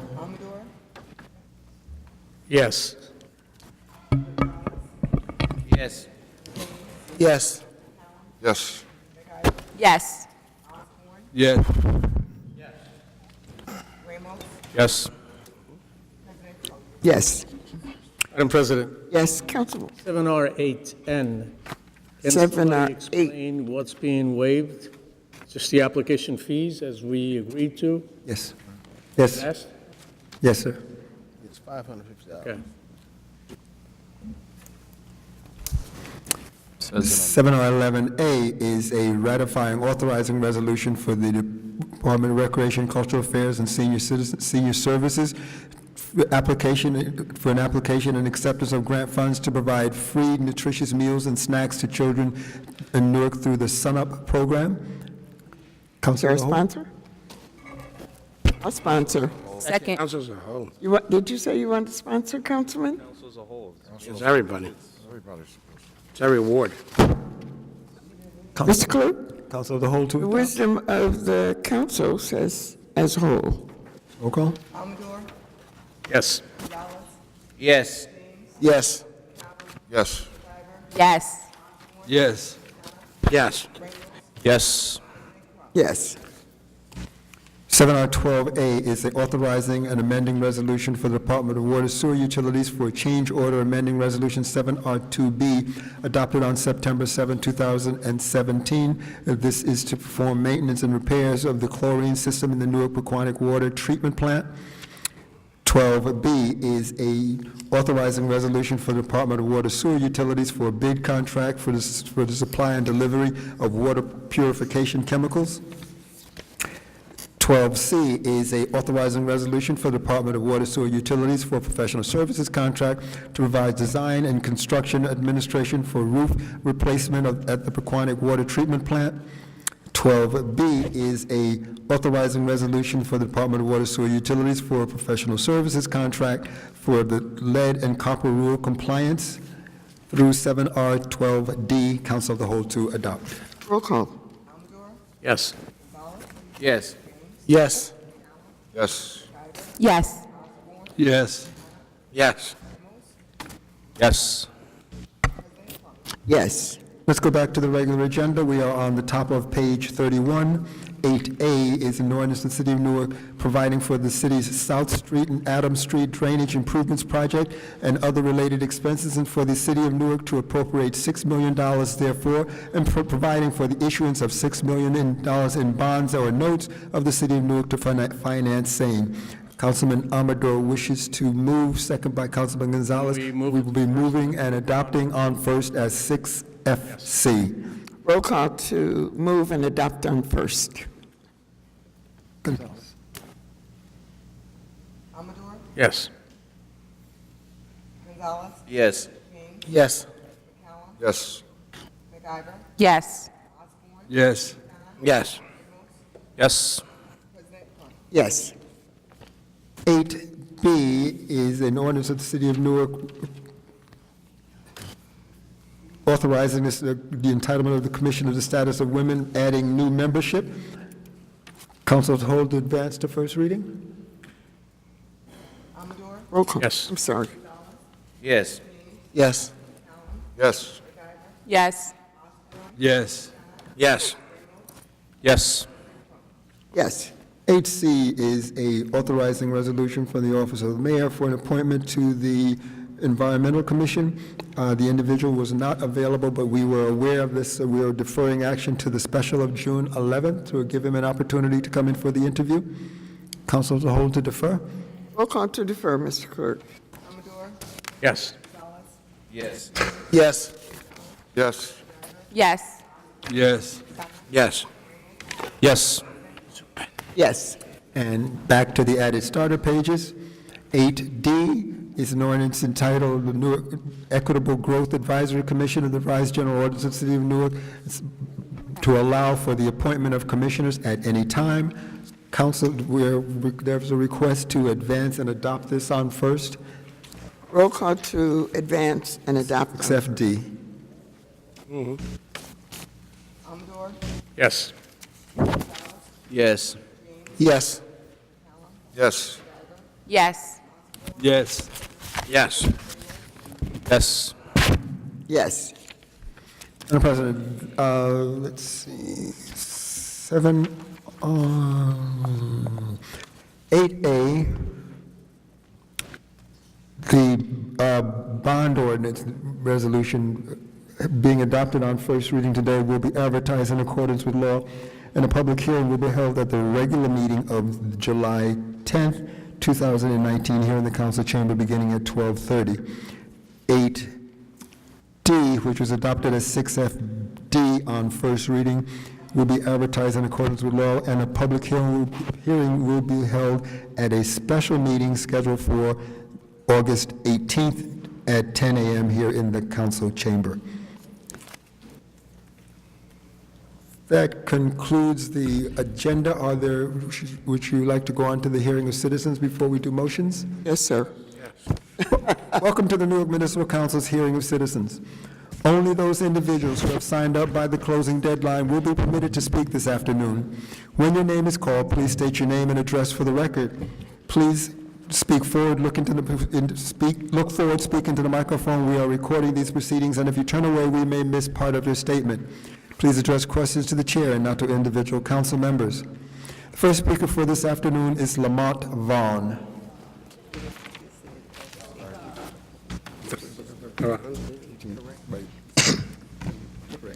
Correct. Mr. Vaughn, just hold on one moment, Mr. Vaughn. Madam President, I need to correct my previous statement. The public hearing for the 8D, which is adopted as 6FD, will be June 18th, not August. June 18th at 10 a.m. Mr. Vaughn. Thank you. Mr. Vaughn, you have the floor. Thank you. Good afternoon, council. Good afternoon. Those present in the audience and those watching at home. I'm back to make the continuation, Lamont Vaughn, non-Horatio Court, continuation from my last speech here before the council with regard to the many good things that you guys are doing in the community and for the community. And when I say that you guys, I'm talking about the administration as well as the council. I want to begin today by saying thank you to Councilman Amador for sending a letter to Housing Authority to have them cut the grass down in Hyatt Court. We did that. We appreciate that. The people there appreciate that. But I also want to let you know that the grass is growing back and it's getting taller and taller again. So they may need to come back down there.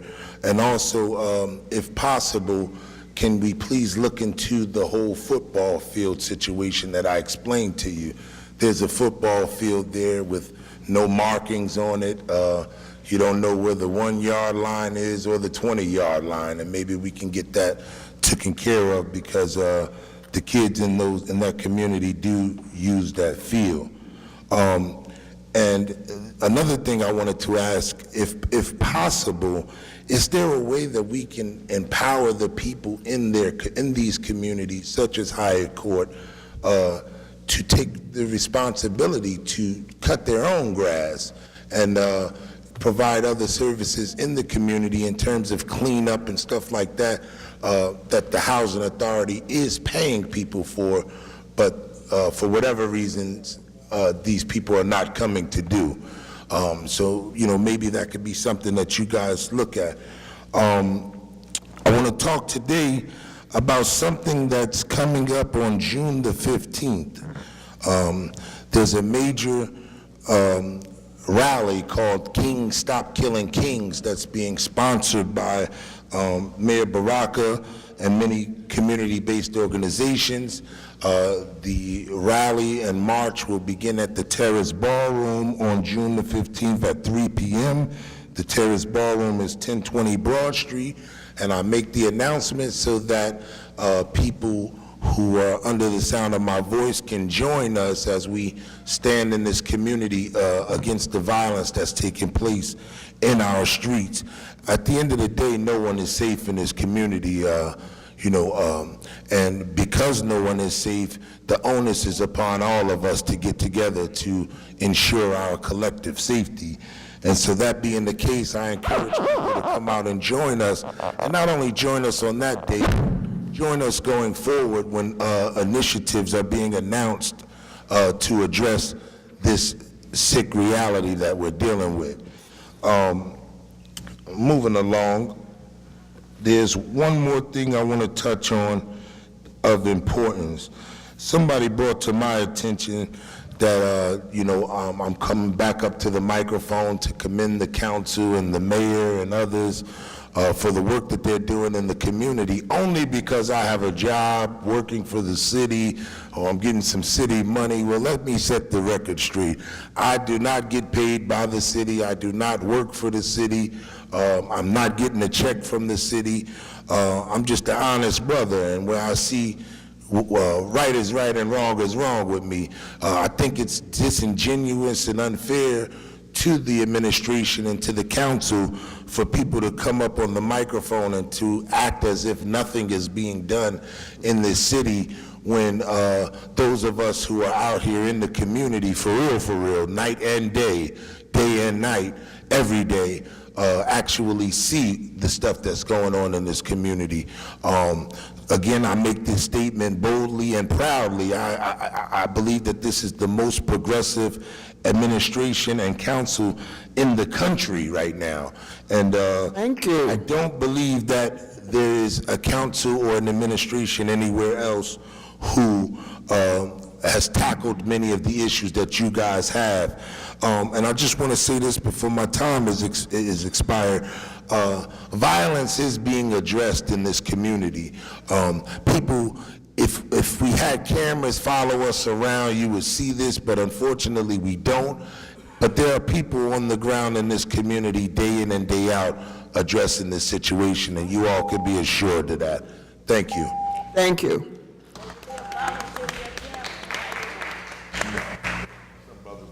Mr. Clerk? Leon McCutcheon.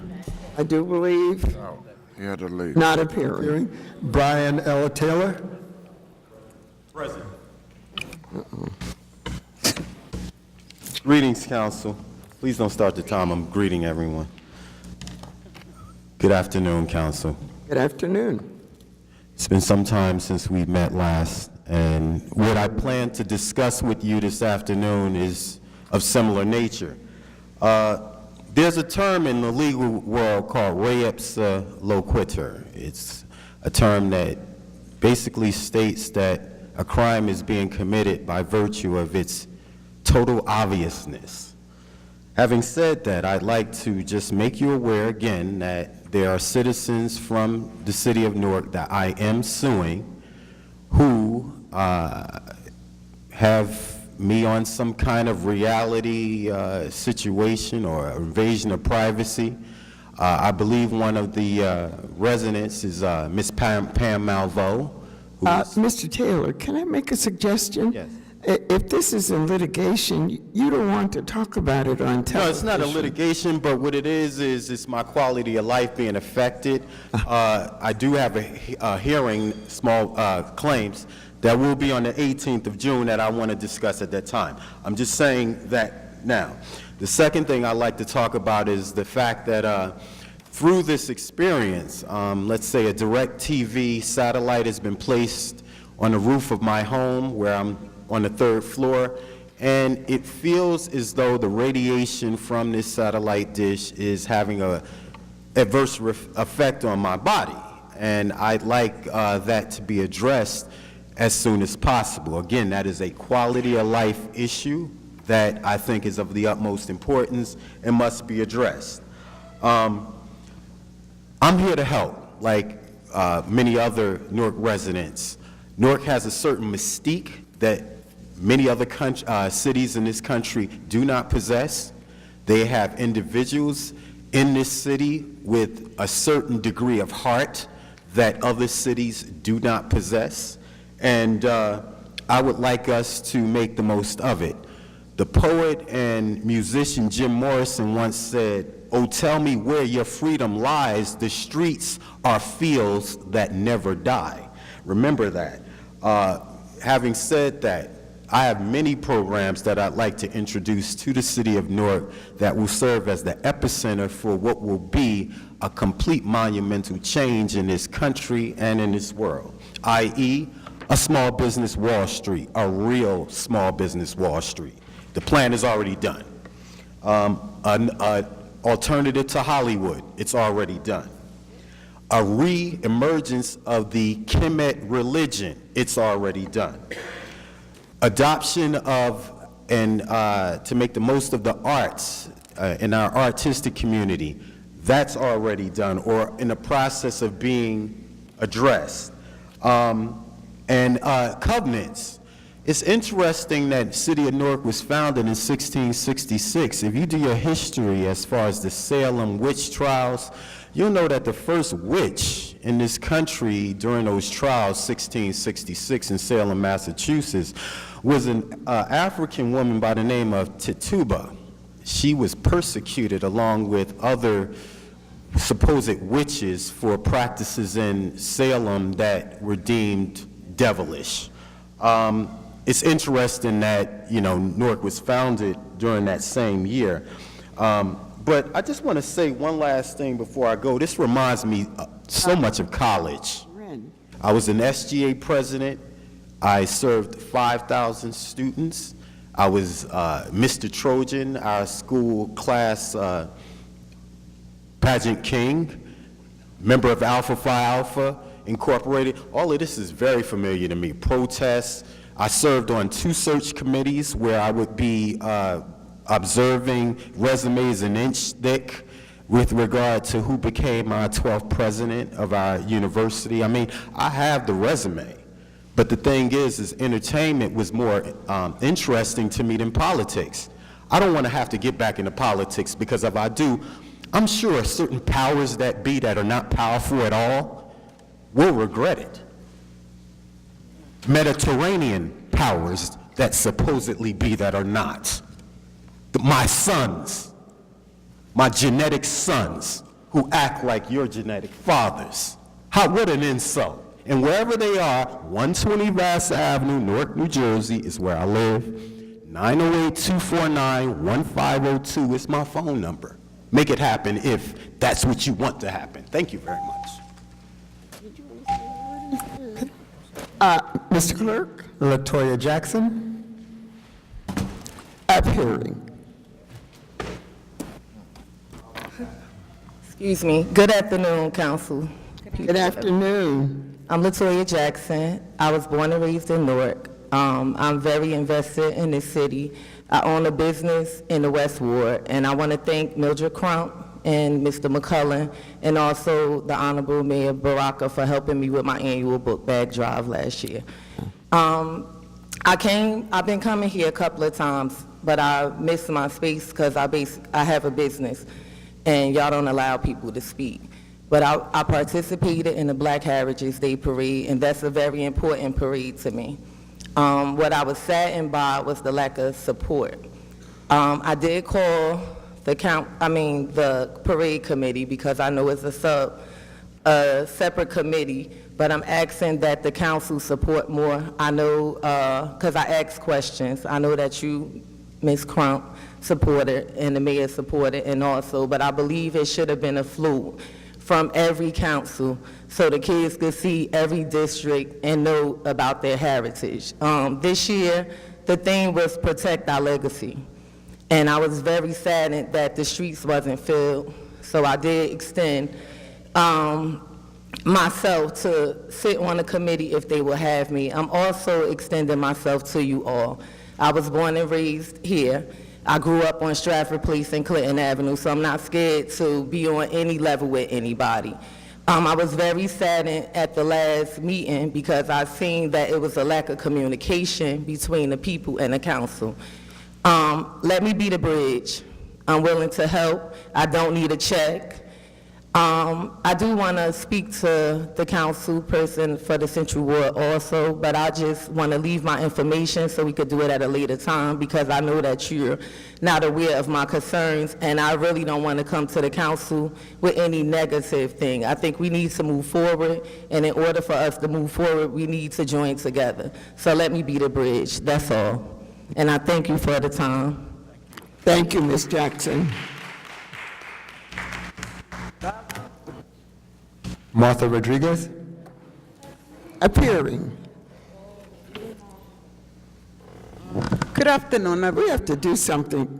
I'm stepping out of protocol. Sure. But we have to do something about supporting our unions. And I put that on record coming. Thank you for that. Martha Rodriguez, union rep for the beautiful city of Newark, especially the sanitation department, where we live in hell. My guys are living hell at that garage, at that beautiful garage. I believe I was here sometime in April, telling you guys the situation, the power, the abusing of the power on the title, violating the contract left and right, violating the Workplace Democracy Act, putting the members against the union by telling them what's going on negotiations, which is one of the do's and don'ts that we so-called gotta follow. I believe, Madam President, you request to the clerk to see if we can schedule a meeting to resolve the situation. As of today, we haven't heard from you guys. I believe it's on May 17, the union filed charges with PERC. We went to PERC. The city sent the designated person from the law department. We came out into an agreement, and I'm giving you copies of the agreement that it was done and signed by the parties, our lawyer and the city lawyer. 5 days later, the director of sanitation decided to post again the same violation that we took him to PERC for, mandatory overtime. Overtime, which is one of the articles in the contract that it says how to do the overtime based on seniority, based on volunteers, not closing and sitting by the time card, forcing my guys to work many, many hours picking up the garbage. My guys do the hell of the job throughout the years. We got people in here that has been a city employee, labor, sanitation truck for the past 20-something years, picking up garbage before he came to be the director of this place, okay? And it's been done well. And over time, it's been done the right way since the union has been in place in the city of Newark. So I don't know what else to do with Khalif Thomas, the director, who is telling him that he can do whatever the heck he wants. And excuse my language, Mom. But I'm tired. I'm tired of the violations of the contracts. I'm tired of the violations of the Workplace Democracy Act. There's a way to do things, and that's the only way that you can do things. So as of when and who is going to stop this guy? Who? Yesterday, my guys couldn't go to work overtime because they have a second job, because either they're single parents and have to pick up their kids, because the mother is working and they come out at 2 o'clock, they have to pick up their kids. And whoever didn't show up, whoever didn't came and work the overtime at the garage will have a write-up today. That means another arbitration on behalf of the union that will cost the taxpayers some money. Arbitration is very expensive. We pay, the union dues pay for that, the city taxpayers pay for that. And every time we go to an arbitration, which it takes sometimes 3 times a week, that's $3,000-$4,000 that you guys got to come up with. Come on, who's gonna stop this guy? That's my only question to you. And when this meeting is going to take place, so we can have a resolution before a riot take place at the garage. Thank you. Ms. Rodriguez, can you stay until the meeting is over? Sure. A few minutes, thank you. Thank you. Next speaker, Mr. Clerk. Tariq Tucker. Appearing. Hello, how you doing? Good afternoon, Council. My name is Tariq Tucker, reside at 75 North 7th Street, Newark, New Jersey. I want to start off by saying, thank you to give me the time to speak. And I want to give my thank yous to Central Ward Councilwoman, McIver. I reached out to her for someone else in the community who reached out to me about a potential eviction situation. And, she didn't even live in the ward, to come to find out. But because of the hard work that you guys do, we were able to send her to the right ward, which is South Ward, and everybody's working together, and I appreciate that. The second thing, well, that goes into what I was talking about. This is why Newark is a city that we could believe in. So speaking on that, let me go into this booklet. This is a nice booklet out here. Now I want to speak to the residents because like my brother said, a lot of time this meeting is oversaturated with complainers. Maybe they didn't get a contract, a job, something like that, but we don't want people to be misled. So I would like you guys to come down to the city of Newark, pick up this booklet and look at all the wonderful programs. Like, prime example, oh man, I gotta give a shout out to the director too, Patrick Council, and the whole Department of Recreation, because this is a wonderful booklet. We got the bowling programs, we got the lifeguard training, we got chess programs, gymnastic programs, tumbling, martial arts, double dutch, camera camp, yoga and fitness, swim programs, a movie night, line dancing, boxing, and you know what? It's open in every ward. I remember growing up in this city that I could point at empty lots that were older than me. Recreation centers that weren't open. And I know that rec centers are important because it kept me out of trouble, at least for the time it did. Which is more of a reason why this is a city we could believe in. I mean, 6 days a week, you got different time slots. It should always be something to do. And I want to say this, because we have to be involved and utilize the services that are being provided because, we don't want to take time on the back end to go and meet them at Jamesburg or meet them somewhere in the jail. Why spend time investing in that when we can invest the time into making sure we utilize all of these programs? This is a wonderful city. It's a great city. I'm happy to be a part of the city. At one time, this city had a dark cloud. It looks like the sun is shining right now. All right. So I want to go into my next thing, which my brother Lamont Vaughn spoke about earlier, which was the Kings Stop Shooting Kings and Stop Killing Kings. We definitely would like y'all to come out, anyone who has been affected by violence.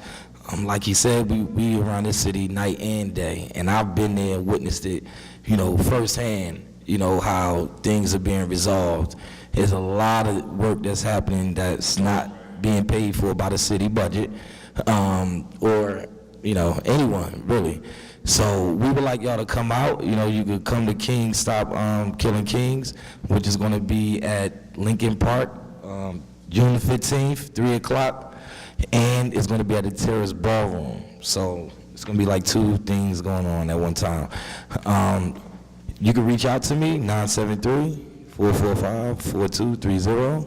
or 973-803-6659. We really need people to come out. We need your support. Like this city, maybe like 50% of the city budget going towards policing. If you pumped it up to 70 or 80%, crime will still happen, violence will still happen. We got to take control over that to, alleviate some of the liability from the cost of the city. And, really what's more important than the cost is, the cost of life. We want our lives to be, the best as possible, in the best conditions as possible. And last but not least, why this is another reason this is a city that we could believe in, because we're having a debate, like pertaining to the, ordinance that you were trying to create for the tenants. And I just would say this, maybe you guys haven't come up with a number, but I think that it might be a suggestion to make a cap on how much you would spend per year. If you said it was 28 to 40,000 evictions, maybe if you did a mean average of how much the legal fees, see what you can do. Prime example, Newark Legal Services may be great, but they're strapped for cash, and it's not always available. Newark Legal Services is not always available, and a lot of tenants are getting railroaded. Don't believe me? I think the whole council should spend one session in landlord-tenant court. I agree. Thank you. Keep up the great work, and I love the city that I could believe in, Newark, New Jersey. Thank you so much, Mr. Tucker. You mentioned, Mr. Tucker, you mentioned some events. Can you send council members, unless you have enough to pass out? So we need to see the booklet and the...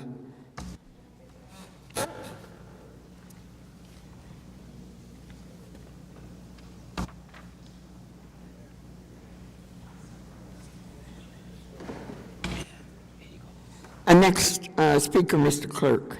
Dorothy Bazell. Appearing.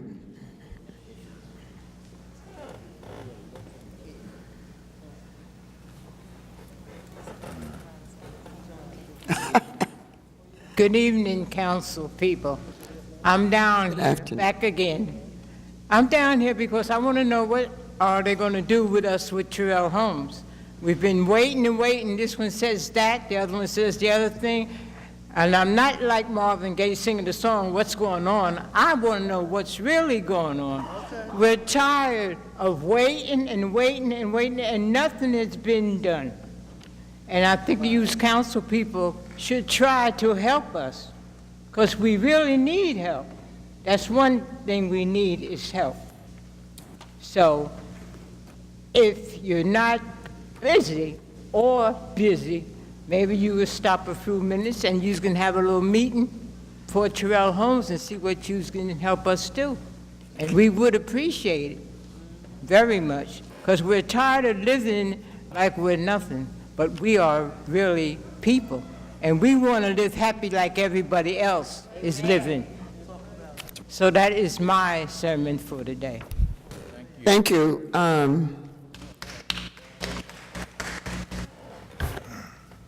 Next speaker. Rosemary Horsley. You need to comment on this. Rosemary Horsley, Terrell Homes. Today, Terrell Homes is here for truth, transparency, and a little bit of respect, just a little bit.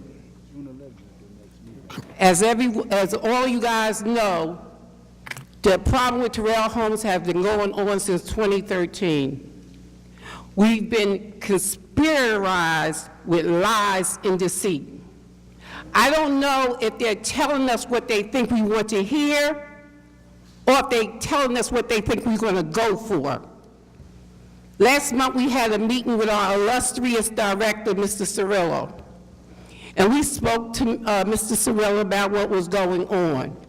As far as we, the Terrell Homes people, were concerned, we were okay for the RAD program.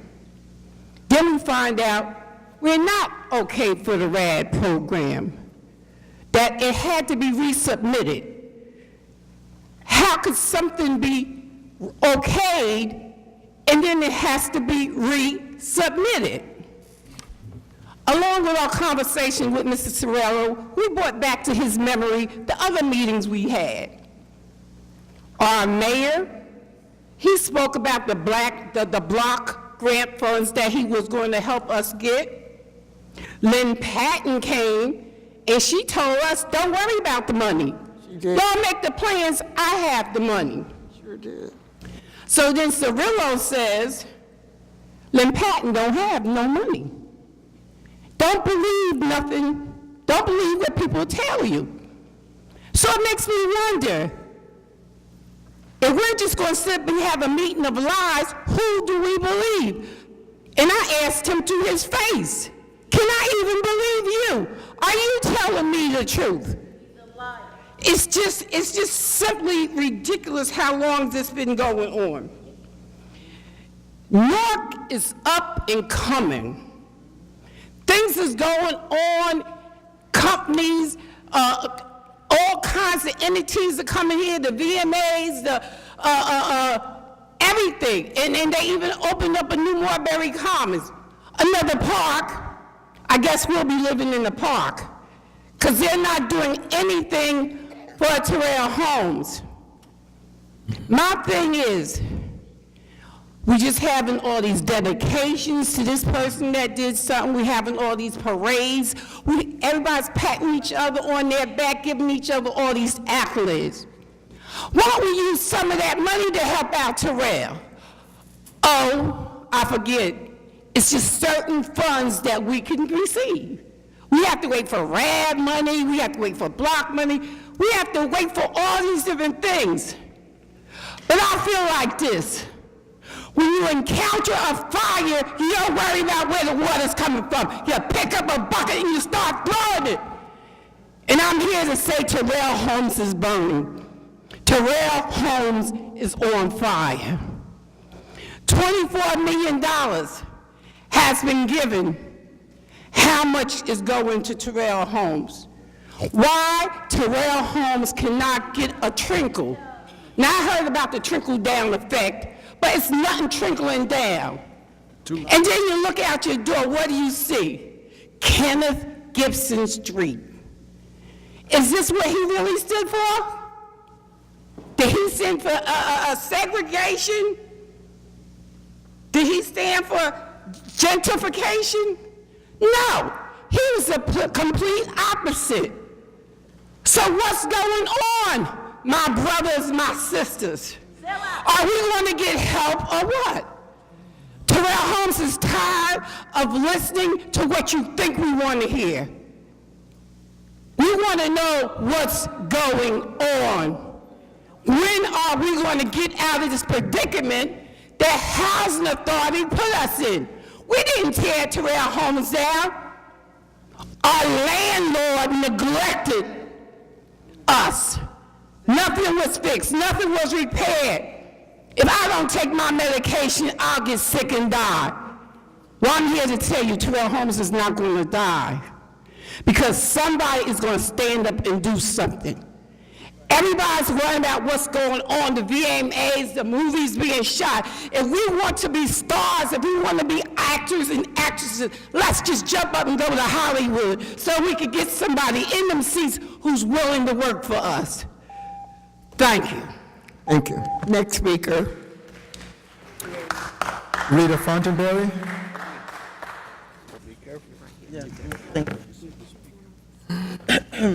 Good afternoon, council, everyone. Good afternoon. Rita Fortenberry, 26 Review Terrace, Newark. I'm the TA president of North E. Terrell Homes. Madam Chair, before I speak, I would like to thank Councilman Almador for making our... I would like to thank Councilman Almador and his staff for making our... Thank you. Making our Mother's Day bingo and luncheon very successful. We appreciate your help. I'd like to thank Elijah from the mayor's office who came out to help us too. We appreciate her. And Councilman Osborne's office, his staff, especially Gene. Gene's a gem, a young man, nice gentleman, and we appreciate him. Thank you. Excuse me. Now I'd like to speak about why I'm here. Terrell Homes is a substandard housing now. It wasn't like that before, but it is now. And substandard living makes you physically, mentally, and emotionally sick. It makes you physically sick. And that's what's going on with some of the residents at Terrell Homes. But we're not giving up. We have faith, and we believe in ourselves. And that's why we're speaking out. And we're going to continue to speak out. It's just not fair. So like Mrs. Horsley said, we had a meeting with the director last month. And if I can't swallow it, I can't sell it to nobody else. So furthermore, I'm not swallowing it. The TA is not swallowing it. So we asked the director of housing to come and speak to the residents, which will be June 11th at 5 p.m. Councilman Almador, I left a message with Maria to let you know about the meeting. I'm inviting all the council at large to come to Terrell Homes on June the 11th at 5 p.m. to hear what the Director of Housing Authority has to say to the residents. Because if I don't believe it, I can't sell it. So we're not going to tell the residents those lies anymore. A lot of promises have been made, they haven't been kept. He told me we were a special case. We don't feel no love, we don't feel special. All we hear is the same old rhetoric, and we're tired of it. So we're inviting all the council here. They're more than welcome to come, especially the council at large, because you're for the whole city. Now, Madam Chair, I'd like to address Councilman Quintana. We came here in April to speak to the council, and you made a call to the congressman, and you made a promise to us that he was going to come there and take a tour. Well, we're here waiting. We haven't heard nothing. We're more than happy to take him and you and anybody else on a tour. And we're still waiting. This is June 2019. And we've been going through this since 2013 with the director's predecessor, who was a liar, who made empty promises, who didn't care, and we don't want to go through that no more. We refuse to. We're paying for a service, we're not getting it. And we really are tired and fed up. And we believe in progress, but we're not getting any progress. We love that Newark, New Jersey is being built up all over, but somehow it can't trickle down to Terrell Homes. And you enter Terrell Homes before you get to Penn Station. And also, we go and speak at 500 Broad Street all the time. Every fourth Thursday of the month, they have the meeting for the citizens. I welcome any of you to come and speak and find out for yourself what the director has to say. We've been on a panel about building up Terrell Homes, and still, nothing's been done. $24 million, we don't know how much is going to come to Terrell Homes. We haven't seen nothing in writing. We want to see progress. We don't want just words. Because one thing for sure, Miller E. Terrell was a commissioner of Housing Authority, and he cared about the people of Newark, and he sure cared about his village. And one thing for sure, I learned this from him, when you see BS, you call it BS. And that's what it is, BS. So we want to know what's going on, and if Councilman Quintana wants our phone number from the TA, we'll be glad to give it to you for your staff. And you should remember me from 1199J. Rizal was my supervisor, and Susan Cleary was my president. So I know you know of us very well. And one thing for sure, we know how to fight. And we're not giving up, and we will be back. And I'd like to, excuse me, I'd like to ask the council, would they please call the director of housing down here and have him speak to you, and you ask your questions of him and see what you have to say. And closing, I'm going to repeat what you said. Councilwoman. For the grace of God, there go I. Thank you very much. Madam President? Thank you. We're going to break protocol at this moment. Councilman Osborne wishes to respond. Please have a seat, because this is, hold on one moment. Ms. Fortenberry, this is not going to be a Q&A or back and forth. He's just going to make a statement. So, I can sit down there. You have your seat, yeah. Okay, thank you. I appreciate that. Yeah, I just want to share some information with you. The conversation with the council president yesterday, I'm going to make a motion today that we have the Director Cirillo come before us on Tuesday special, and you guys are welcome to come. I already spoke to him today and told him that he got to be here. He agreed to show up. So then this council and yourselves can have some dialogue with him, because I'm not going to sit up and tell you things are what we've been saying all along. I was in a 3-hour meeting with HUD on Monday, and it's just certain things that's not going to happen that we expect to happen. Not in the time frame that we're looking at. So Tuesday, he will be here. 10 o'clock. 10 o'clock. 10 o'clock. Excuse me? Tuesday at 10. Yes. Madam President? Yes.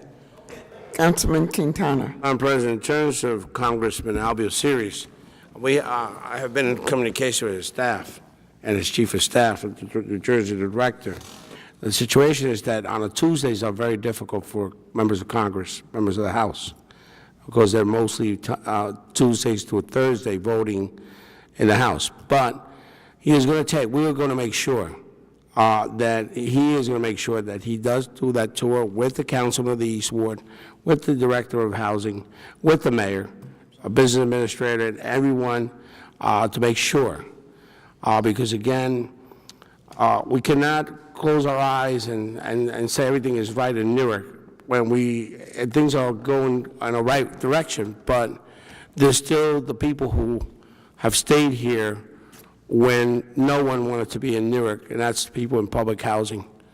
And I really do, I feel your feelings are noted, because that community has always been a neglected community, and housing has been neglected too long.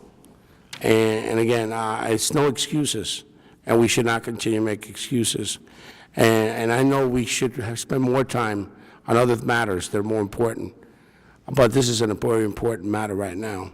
We need to be, if this matter push to this, take care of this, and then do another and take care of making sure that we continue to advocate for public housing throughout the city of Newark, not just in Terrell, but throughout the whole city. There's a lot of need yet. Thank you. Next speaker, Mr. Clerk. Madam President. I broke protocol. It's my bad. Go ahead.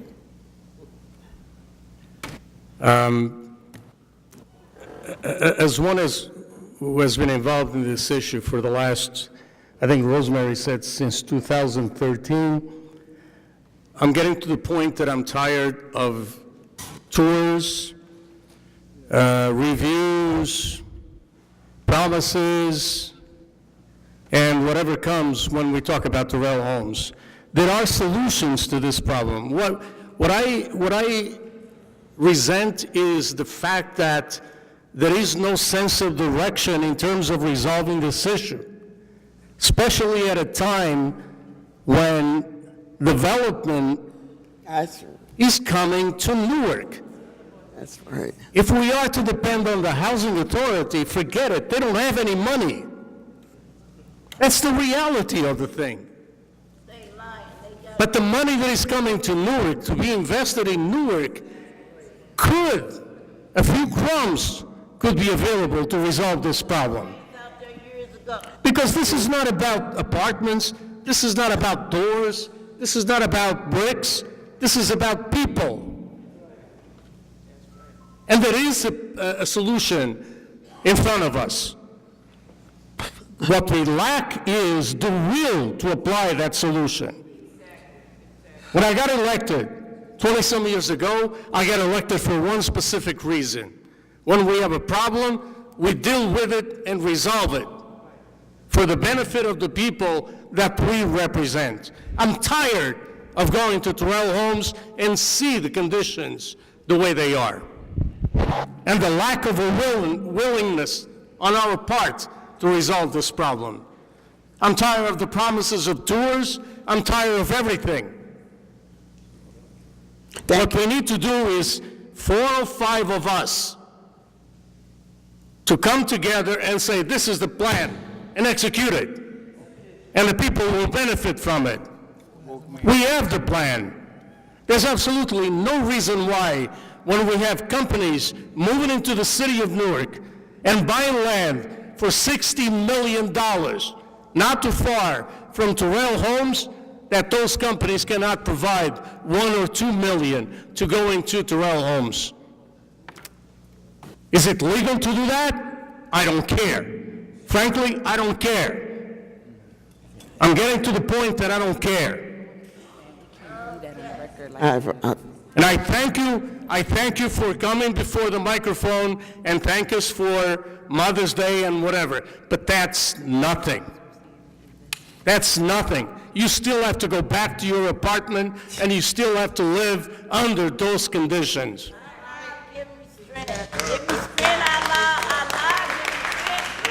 Thank you. So I call on the administration to be serious about this issue.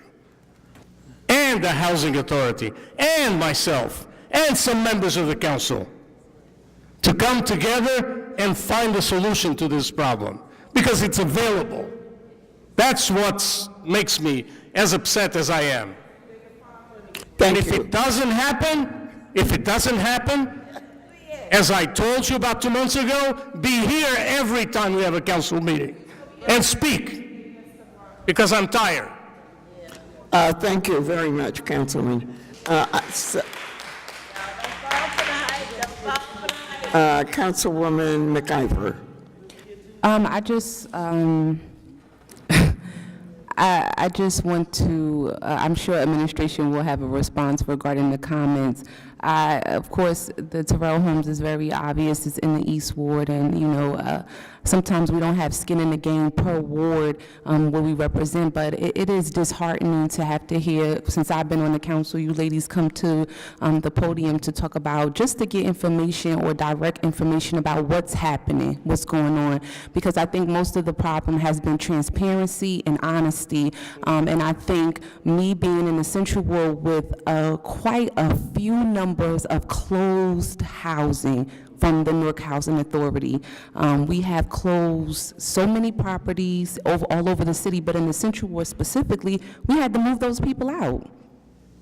You know, nobody came in to bail out, no investors came into the city administration didn't give millions of dollars to save Newark Housing Authority or save any of those complexes that are closed right now and have been closed since I was a little girl. And so I think part of the problem is transparency and being honest with everybody in Terrell Homes about it, about how we're going to move forward instead of, you know, playing both sides of the field. I do feel as though, as the administration could definitely comment, we cannot always place the ownership regarding saving public housing on investors coming to the city.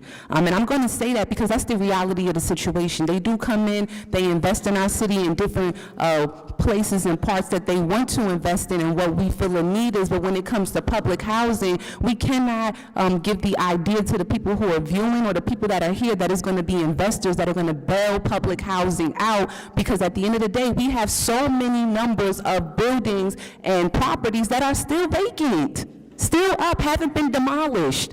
And so we cannot do that. That's not responsible of us to do that. And we all know the truth sitting up here. And for one, I can't sit here and say it's going to be the opposite. Not for Terrell Homes, but it should have been some honesty, and it should have been handled thus far differently than it has. And so we want to acknowledge that, but we also don't want to paint a false picture for the people that are watching. And so that's my 2 cents in that. And the director should come here and deal with this. I think it's disrespectful that we're here to this point and he hasn't come here to address this body or to address these people in Terrell Homes about the situation. And I'm happy that he's coming, like the chairman, you know, mentioned, and the councilman Osborne mentioned, but it's just disrespectful to be to this point so many years later and we're still in the decline of that. So those are my comments, Council President. Thank you. Next speaker, Mr. Clerk. Appearing. Colleen Fields. Is Colleen Fields? Wow. I ask Allah to let me be angry until night. My name is Colleen Fields. I reside at 27 Foster in the fabulous city of Newark, New Jersey. I almost threw up when Amador gave his speech, because I remember years ago he gave the same speech and he was fed up and he was going to take all these buses to Trenton. And I think about it all the time. Not one bus was taken to Trenton. So we tired of your, whatever you trying to do. I have on a shirt today that says, Ambrose slapped me like I was a slave. And I will not be swept under the rug like trash. That man is dangerous. I don't know how anybody allowed him to be here. There is a history of him mistreating black and... Miss, my dear, executive session. However, your comments are similar to, you're bordering on that required you to be absent. We want you to speak, but You said he's dangerous. So No, talk about him like that. you'll be back in a status you don't want to be. So you have a lot to talk about in terms of issues in your complex. So am I supposed to speak? What am I supposed to put a muzzle on my mouth? I'm confused. I'm confused. I'm confused. If I want to change my mind, I can change my mind. Listen, I think it is appalling that these older women have to go through what they're going through. I agree. It's a shame. It's a shame in the games you playing. And let me tell you something. That Victor, he ain't no good. He's a blatant liar. I told him to his face. And let me tell you another thing. I would like to give a shout out to Councilman Osborne's aide named Jean. Yeah, Mrs. Rita Robinson went off into whatever she went off into yesterday. I never saw that young man like that. I was on the elevator. It looked like he was about ready to kill somebody. And he was telling me, he said, Ms. Fields, will you come to my apartment? I said, yes, I will. So I went to his apartment. While we was there, Rita came. Rita had the audacity to tell him that she wasn't coming in to look at the apartment unless I left. He had to tell her, and that's the only time I've been in his apartment. He said, Miss Field is my guest. You don't have the right to do that. She's overstepping her bounds. Then she said the man's apartment was dirty. But I just, but I want to say something about Jean when it comes to the trash, and God bless Commissioner Baez. He's on the money. But anyway, we came here. First I called. He said, bring him here. Within 5 minutes, Gene met with us. He said, Colleen, Sister Colleen, whatever you call me, I have to go down and deal with some issues. And he listened to the young man, and he came to his apartment. And within 45 minutes, not even an hour, he was there. And he found out that Rita Robinson is a liar. He found out that the boy's apartment was bad, and he suffers from asthma. But I gotta go on. And this lawyer, he's in all of this mess. What he doing to Terrell Holmes? Baby, don't think he ain't involved in that. That man has hauled me off the court, for the judge said I do nothing wrong, throw it out. He tried to get me evicted. The lawyer said, Colleen, don't even come to court. That's what we're dealing with. I see that now Miss Brown is back. She had to leave. That's one of Rita's girls. She's going to be in security. But I tell you one thing. I swear on my grandfather's grave, she's not going to respect me. Her name is Myrna Brown. She was there, and they replaced her because she was doing the people bad. So why is she back with another company? I'm not going to be respected. I'm not. I'm offended at housing. I think it's appalling. If those buildings ain't been torn down, there's many dead bodies back there. It's appalling. And Victor lies. I said, when I came, the next day they came with about 20 people. I didn't know they were coming. And I told him, I said, you out here because I called you a liar? He lied about the trash. The trash was the same way. Thank God for Commissioner Baez or whatever his name. He's on it, and Gene is on it. And Gene is like me. We don't look down on nobody. And like you said, only by the grace of God. And I'm about to cry because I think it's very offensive for these elders. I'm an elder, but I ain't that elder. Somebody 80 years old got to go through all of that. There's something wrong. And Ms. Crump, I'm going to sit down, but I'm going to have my last say. He is dangerous. That's why we love you. You can switch gears and still get a zinger in. Next speaker, we love you. Next speaker. Opal, all right. Support me. Opal, I love you. Right. F hearing.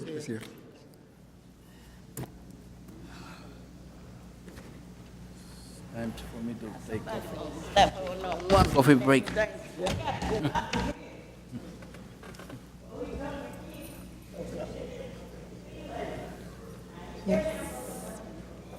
My name is Opal R. Raid. I reside on Vanderpool Street in Newark, New Jersey. And I'd like to say good afternoon to the council people here. I'm My concern is the funds that are available in the American Recovery and Reinvestment Act of 2009.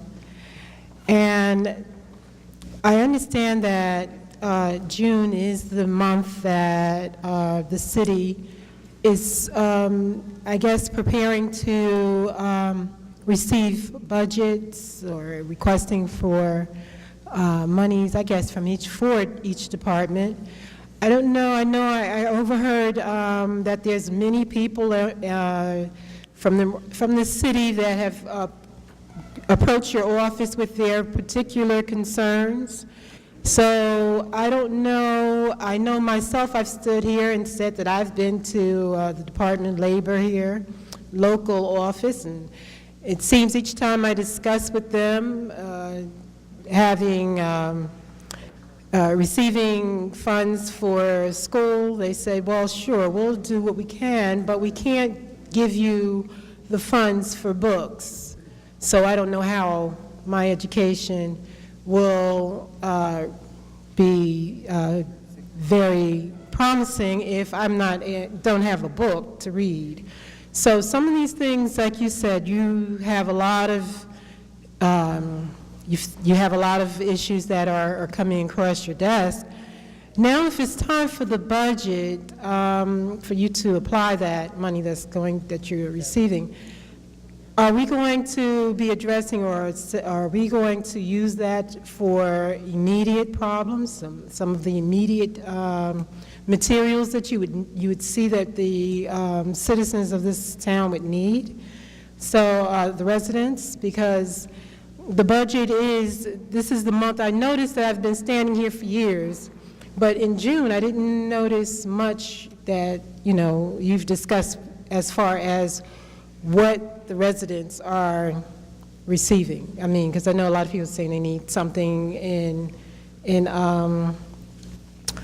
something that they can find to read on how much of the budget is how it's being appropriated. Now, the American Recovery and Reinvestment Act, we have the funds the sums that you read about here that you would study. They are out of the monies that are in the Treasury that are not otherwise appropriated. If we could have a new, somewhat a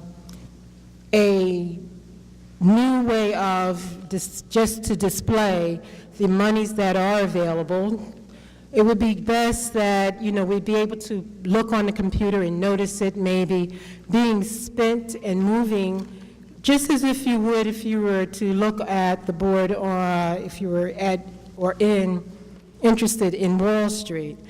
That is something I'm sure you've probably had, or you've probably heard before in your history of being in these seats. But it's just an idea, since we are moving from paper to computer. There's also, I just mentioned that there's, when we spend this money, the appropriations that you see in the law, it purchases, I believe that each time American Recovery and Reinvestment Act for 2009, it's recovery zone property. And that's pretty much what I would like to see, all of the money spent, so that we would have accumulated property which we could use to give or make our quality of life better and have a better quality of life. The Dodd-Frank Wall Street Reform and Consumer Protection Act, if you read through it, you would find a lot of information on hybrid instruments, and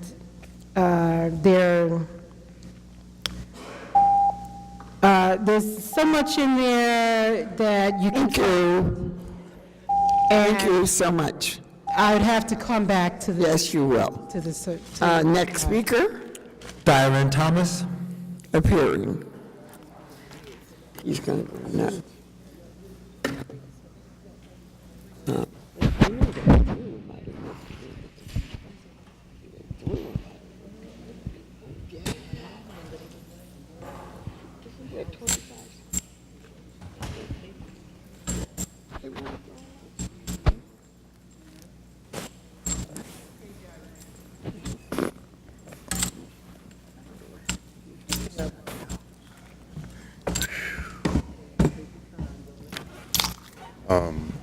I just took a fall out in front of City Hall. I went to touch one of the dividers and it moved. No, it's not the microphone. It's I just took a fall in front of City Hall. I'm coming here for the meeting and the divider that keeps vehicles from going down is not attached. And I touched it and it threw me to the ground, but I'm okay. I'm okay. I'm here today, number one, to thank Miss Maria Mayo from HUD and Miss Martinez at the Executive Director's Office. I've come here over the last 2.5 years complaining about water in my parking space. There's a legal proceeding, so I can't go into details, but the water is still in my parking space. It destroyed my car. My car caught on fire because the water infected the electrical system and it burned all the wires through my car. I have over $5,000 worth of damaged bills in here. I took the pictures to the commissioners meeting 2 Wednesdays ago and told them about this new manager at our building, Miss Alita Thomas. She is the worst manager. She puts Mobile Newkirk at New Community to shame. I had an issue with my refrigerator the weekend, and that Monday, I called to get my refrigerator replaced or fixed. While I go to step into the shower, the ceiling falls. I call downstairs, and she says, Mr. Thomas, make a choice. Either replace your refrigerator or get your ceiling fixed. It's been 18 days. Today was the first time I've been able to take a shower in my apartment. Okay? I've called Maria Arce, Director of Public Housing. I had to call Mr. Pasquale at the state. I've called Senator Booker. I've called everybody. And the water's still in my parking space. I told the lady at the building, I have 256 pictures of water days. She said, I have to check with the Weather Bureau to see if it rained on the days that water were in my parking space. Miss MacGyver, when I came here, I told you I just met you, I didn't have a problem with you. I have a problem with you now. I asked for an appointment. I've called your office a number of times and asked to speak to your chief of staff. You're talking about what's going in other people's section? That's the Central Ward. That building, you all need to come to see that building. That building is the worst building in housing. And you put people over there who disrespect us, who rude. I talked to Robin 3 days ago. I'm gonna call you back, Mr. Thomas. Has not called me yet. I am tired of coming here asking for help. Please don't make me call the feds on y'all again. I am tired of coming here. I'm not begging. I pay rent. I'm holding my rent this month. The manager told me I could not do that. I asked her, was she crazy? She yelled at me on the phone. I had to tell her, I'm 65 years old. I raise my voice when I want. I've earned the right. And I'm angry because nothing is being done. Like, I don't come here begging. I come here with proof. I have proof of everything that I say. I have pictures. I have documentation with the state. I have documentation with HUD. I have documentation with everybody here. Mr. Osborne, no. That's why he's sitting over there. I came and brought pictures. I have phones. Listen, I need somebody to send somebody to the city with a concrete cutter to cut lines in the parking lot so the water will run off. I have messed up so much stuff. These sneakers are 18, they're $200. I have 3 pair in the closet that I can't wear because water damage around them. Like, please, please, please come. They're telling me about you gave money for a pizza party. No, come and talk to the tenants. The tenants are angry. If you don't come and talk to the tenants, they're not going to support you the next time you run. I'm telling you from my heart. I have no problem with you, I don't know you. But in order for you to get to know what's going on, you need to be there. You were there one time, I don't know why. Nobody called me and said y'all were coming. I would come and talk to anybody that wants to come. I took the state around, the balconies are falling apart. The parking lot, the doors would not open for 2 months. Tenants have to open this 200-pound door. Thank you, Mr. Thomas. Your time, unfortunately, has expired. Next speaker, Mr. Clerk. Brenda Toyloy. Not appearing. Oscar S. James III. Not appearing.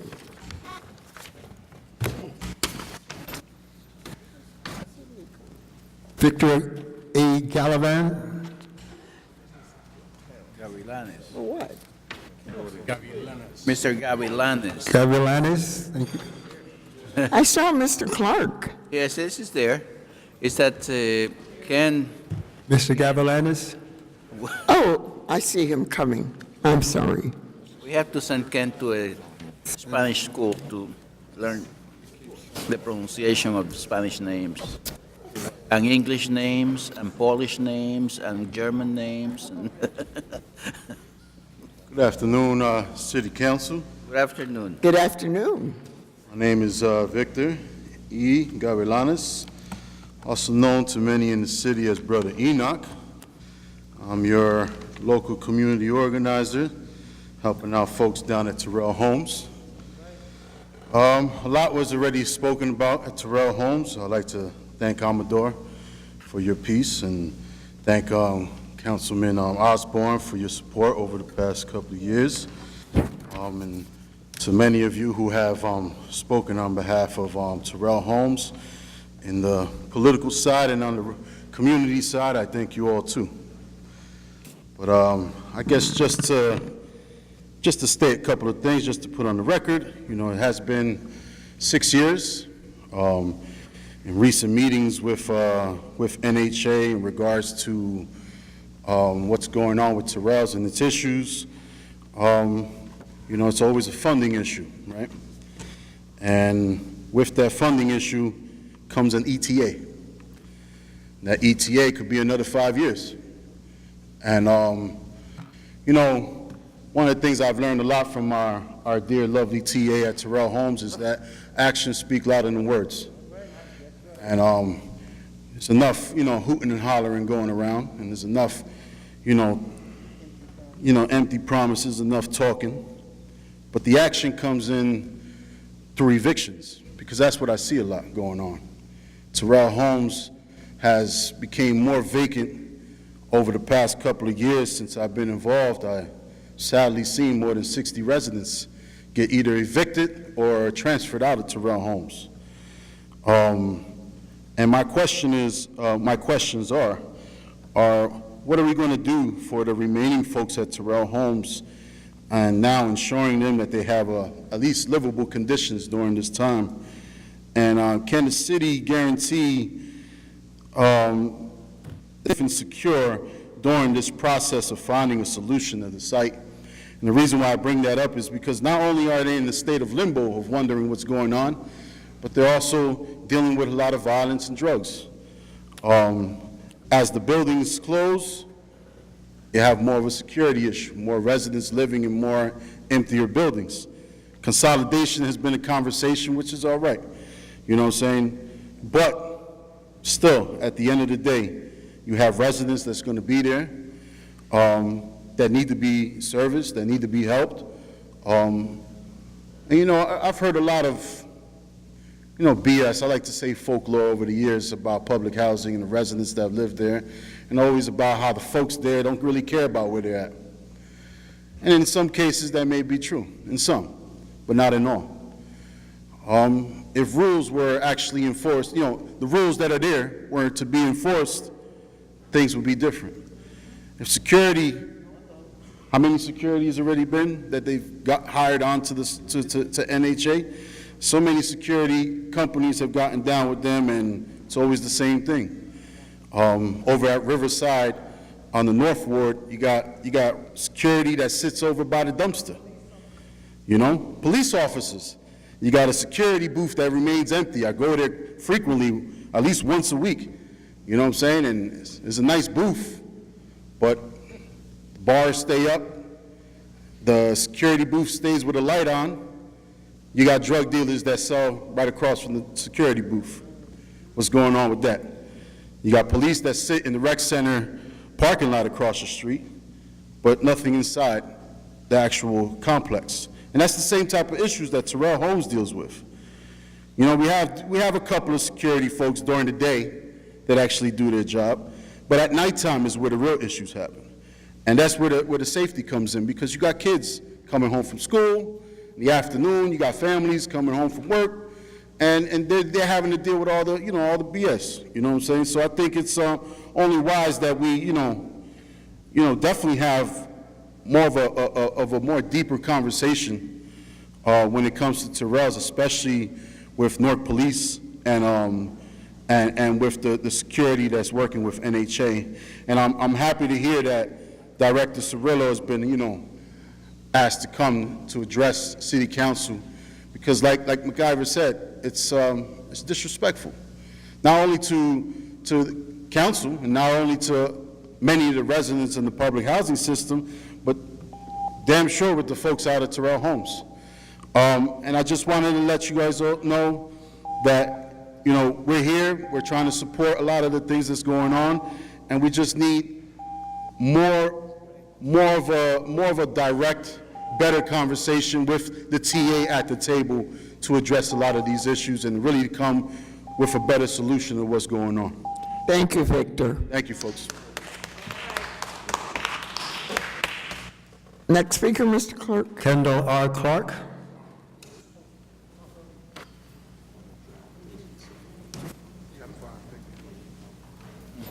Hello, everyone. Hello. My name is Kendall Clark, and I live at 505 Elizabeth Avenue here in the city of Newark in South Ward. And I'm the Director of Wellness for St. James Social Service Corporation. All you guys know that organization. And I'm also Vice Chair of the City of Newark Homeless Coalition. I come to you right now as a concerned citizen, and I won't give you my resume. And for the past 22 years, I have been advocating for health care and housing issues in the city of Newark. And for the past 22 years, the city of Newark has gone through a lot when it comes to dealing with housing people who deem themselves homeless in the city of Newark. So my 22 years of experience have compelled me to come to you with my conclusion. My conclusion is that the city of Newark can no longer support taking care of its homeless and other people who are homeless from other cities. Now, I don't know how we're going to get a handle on that. We have to get a handle on that, because if we, on the Newark Homeless Coalition, NJ Transit is a part of that coalition. They brought proof to us that they have cities who are literally giving either one-way tickets or dropping their recently released prisoners at Penn Station and telling them, literally giving them like $50, telling them to literally go to 224 or to the Department of Health for Homeless Services. If we are going to get a handle on our citizens and its homelessness, we're going to have to get a handle on that situation. Another issue is that we can no longer continue to rely on 224, 31 Fulton Street, and Goodwill Services. My conclusion is that as long as the city does not have its own supportive housing, and I know I've come to you a lot of times with this, that is one of the things that if the city of Newark had 100 beds of its own, that would give us some balance when we have to deal with 224 or have to deal with 31 Fulton Street. The homeless situation in the city of Newark, and as a member of the National AIDS Housing Coalition and the National Healthcare for the Homeless Council, I travel all around the country, and I deal with best practices around the nation when it comes to dealing with their homelessness. There are a few cities that do not own its own supportive housing. as a director of wellness at St. James Social Service, I have come in contact with at least, I can't give you a direct number, but citizens from each and every one of your wards who were in need of help, okay? I don't know how we're going to do this. We have to get a handle on the people who are coming in transient into Newark for their homeless services, and we have to have our own supportive housing in order for us to at least get some kind of handle on this. We were in a meeting with Dr. Wade yesterday, that he's the director of the Department of Health, and one of the issues that we were faced with was this 6-month residency eligibility requirement. You had to be in the city of 6 North before the Department of Housing Services were able to pay for your homeless services at one of these agencies. I'm proud to say through the advocacy of the City of Newark Homeless Coalition, that has been abolished. That you no longer have to be in the city of Newark 6 months and homeless for the department to pay for your services. So we have to deal with, and I'm not going to beat you eyes over here, because each one of you city council members is do what you can within your restricted ways to handle homelessness, but we have to do more. We have to do more. So last but not least, if you guys follow me on social media, my personal page, I'm not into businesses and all of that. For the last 11 years, I have been going to my family reunion throughout the country, and we've been Oklahoma, Detroit. So I'm proud to say that this year, and when you're when you're dealing with older Southern people, they're traditional. They want them in the South. They want to keep their family reunions in the South. So I'm proud to say that the city I love so dearly will be hosting the Brown Family Reunion this year, July 2019. Oh, great. Not only am I doing what I can for housing homeless people, but I want to bring revenue into this city. There were 289 people who called and said they will be attending. The hotel has been booked. The park has been reserved. They're coming. So as I, for the past 22 years, have represented this city throughout this country and say I'm a proud citizen of Newark, New Jersey, I hope that when my family comes here from throughout the country and they come in, and they will be bringing dollars with them to spend here in the city of Newark, I want you all to welcome them then. Thank you very much. Thank you very much. Mr. Clerk? Madam President, that concludes the list of speakers for this afternoon. The next hearing of citizens will take place at the public meeting of July 10th, beginning at 12:30 here in the council chamber. I have no pre-printed motions. Motions of the Municipal Council. Mr. B.A. Yes, thank you, Council President. Eric Pennington, Business Administrator. I just want to address some of the comments with respect to the administration's clear commitment, as evidenced by what it has done to make sure that Mayor Baraka supports having affordable housing for the residents in the city of Newark. In the first instance, the inclusionary zoning ordinance requires that 20% of all housing, new housing that meets certain criteria, includes affordable housing on site. That's the on-site obligation. One of the things that can be done is to ensure that the council members supports the inclusionary zoning as it is written, and make sure that developers who come to their neighborhoods and their wards want to make sure that the default position is that 20% of the affordable housing is on site with the market rate housing. That's the first thing we need to do. With respect to Terrell Homes, it's a federal facility, so the city has limited opportunity to participate in what it... Could you repeat that again? Terrell Homes is a federal facility which is managed by the Newark Housing Authority, so the city has limited opportunity to invest directly in that project. However, could you repeat that again? Yes, Council President. Terrell Homes is a federal facility. It is managed by the Newark Housing Authority, which has an obligation to make sure on a one-for-one basis that any apartments that it demolishes are rebuilt so that those same people can live in that facility. That's their obligation. Thank you. Irrespective of that obligation, the city administration, the mayor, is committed to making sure that the residents of Terrell Homes and elsewhere in the city of Newark have adequate housing, adequate and affordable housing, and we will do whatever we can to ensure that that happens. We need to build more affordable housing. The federal government has to provide funds to make sure that there is adequate affordable housing to supplement the housing that exists and to replace housing that has been demolished, that has been mismanaged, that has not been continued to be habitable for those residents who deserve good, clean, affordable housing. We will continue to do so. This administration led by this mayor has been steadfast in its commitment to making sure that there is adequate housing throughout the city, in each of the 5 wards, for people to live with dignity and respect and to be good citizens and residents of the city of Newark. We will continue to do so. We cannot do the things in Terrell Homes that people have suggested, but we continue to meet with the Newark Housing Authority on a regular basis. We support federal efforts and federal programs that are available to make sure that the residents have an opportunity to live in good housing. We have recently undertaken an initiative with Bloomberg to make sure that there is mobility available through vouchers and otherwise so that people can move into places throughout the city of Newark in market rate buildings and in other buildings so that they live where they want to live in good, clean, affordable housing. But I want to be clear that Terrell Homes is not the responsibility of the city of Newark, but we don't shirk the responsibility anyway to make sure that every resident, whether they're in federally funded public housing or otherwise, has the opportunity to live in good, clean, affordable housing. Thank you. You're welcome.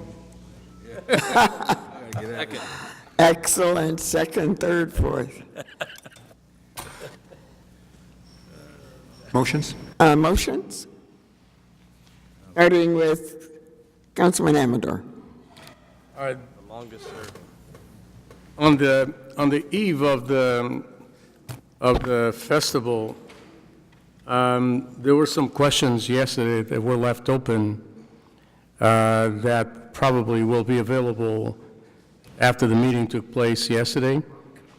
The gentleman from Casanova Grill owed to the city of Newark $13,999 plus $10,000. Did he get the permits? Was the settlement reached?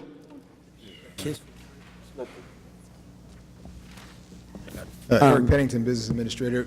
Shall I answer? Of course. Okay. The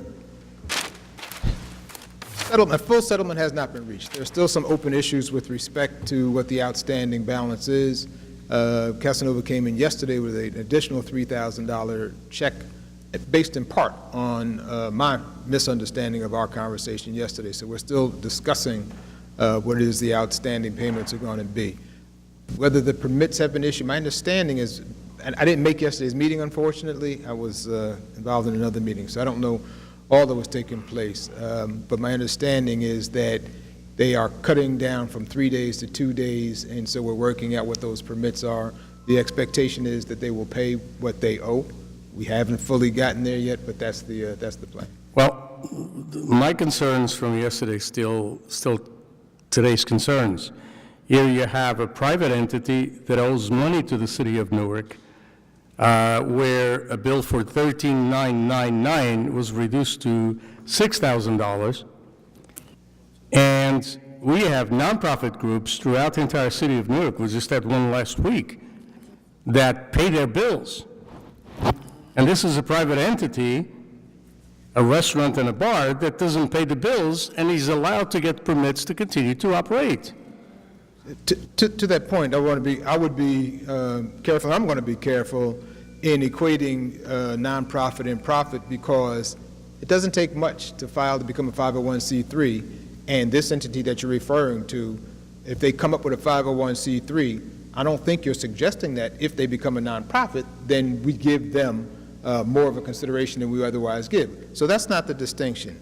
I think the distinction that we are faced with, and one of the things that we have to continue to work on, is the balance between making sure that there are cultural activities in the city of Newark that all the citizens can benefit from by learning about the Portuguese culture, the Brazilian culture, various Latino cultures, Ecuadorian, Guatemalan, Puerto Rican, and elsewhere, and the costs that these entities have to pay in order to bring it. So on the one hand, we want to make sure that all of our residents are have an opportunity to learn about what their neighbor's culture is like, what the food is like, what the music is like, what their family traditions are like. and what the cost is to provide that. So we do have to balance that, and it's not as simple as it looks on its face. You know, one of the things that we're trying to do is have an ordinance that gives us better guidance as to how this should be done. But as we debate the ordinance and how we should go forward with it, we still have to be mindful that this is an extraordinarily diverse city, that we have cultures from all around the world who reside here, that indeed the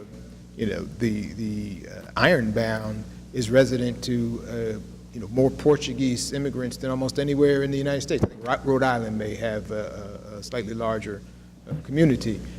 That's a culture that it is important for everybody to have an opportunity to learn. This has nothing to do with culture.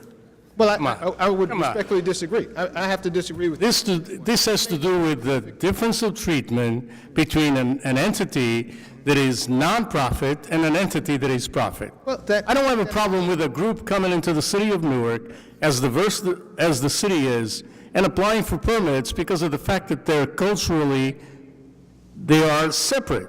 I have a problem with a private entity coming to the city of Newark, applying for permits, holding something to make money on, walk away from it, and owe money before they do it again. I certainly don't disagree. I have problems with that. I don't disagree with the notion that people should not be held to their responsibility. And I have problems with somebody writing off $10,000 without any explanation. That issue hasn't been resolved yet. It has not been. I still have to look at it myself. I have to take some responsibility because I misunderstood some of your comments, which led me to make decisions that I made. But it hasn't been done. But I would still, again, the administration is not going to take the position that because you're either for-profit or not-for-profit, that's going to dictate what gets waived and doesn't get waived. It will be a factor.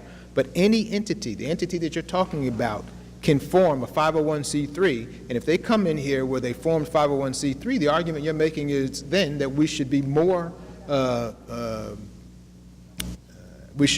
agreeable, or amenable, that's the word I'm looking for, more amenable to waiving certain of those. Mr. B.A., these bills that we have here on this report are selected between cultural organizations and individual organizations that are there to make money for profit.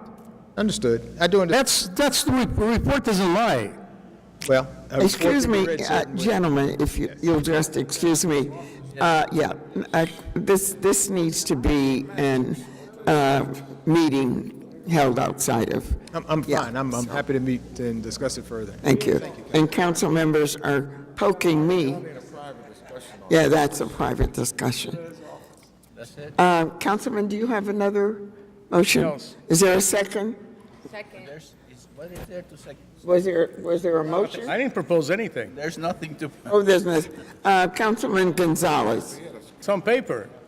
I would like to request a presentation by the Water Department, because at one point in time, we had some issues with the DEP and the EPA wanting to have some cover of the water reservoirs.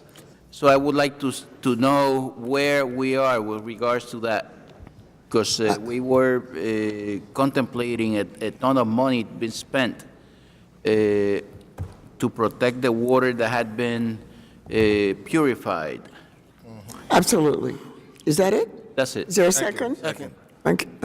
2 seconds. Yes. Yes. Yes. Yes. Yes. Yes. Yes. Councilman James. I'd like to congratulate everyone for the end of Ramadan and observing it. On May 16th, we had an event at the Sound Stage on Clinton Avenue.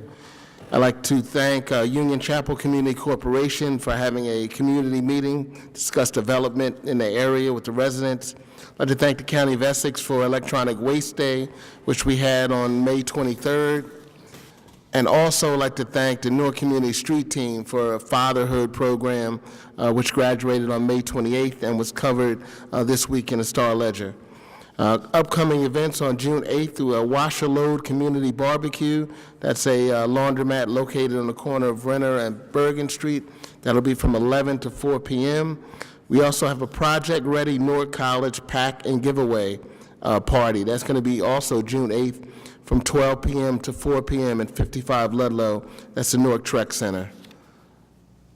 We have on June 9th a Rep Your Class basketball hoops challenge at Weequahic High School.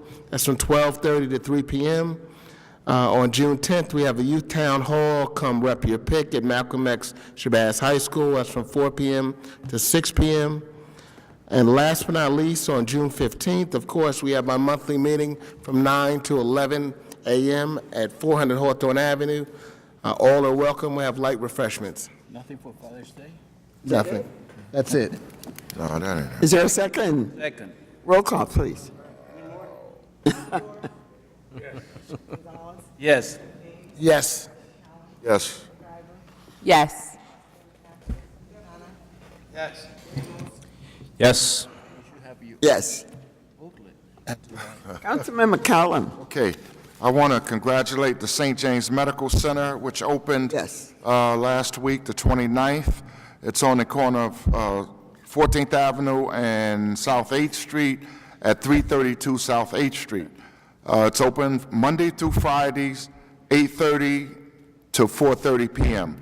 And all are welcome.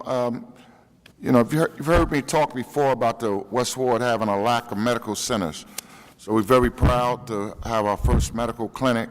Well, actually, there's a Jewish Renaissance, which is underutilized. But this is a beautiful clinic, well-staffed, and it's a temporary facility until they do the permanent building, which will be across the street from West Side. I guess they'll start building that in a few months, a 4-story building. But in the meantime, we have a great facility for our residents, and that's all of our residents, not just the West Ward, to come visit the facility. That's at 332 South 8th Street, Monday through Friday, 8:30 to 4:30. UVSO is having their family festival, their yearly annual festival, Saturday, June 15th from 12 to 5 p.m., and that'll be on Smith Street in from South Orange Avenue. So that's June the 15th, 12 to 5, UVSO. I'm going to announce the Mayor's Father's Day Retreat at Camp Watershed, which will also be June the 15th. And that'll take place from 10 a.m. to 4 p.m. That's Camp Watershed.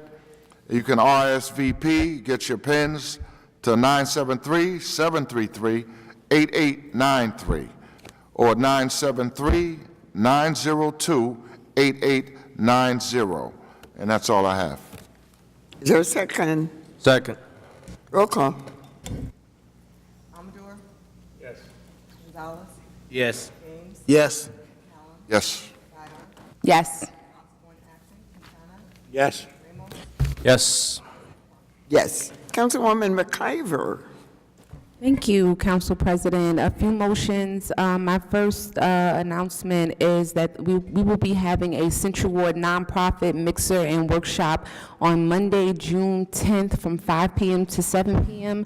at the Haynes Building in the launch pad located at 625 Broad Street, Suite 240. We welcome all nonprofit organizations to come out for the mixer as well as to take part in a free workshop for grant writing.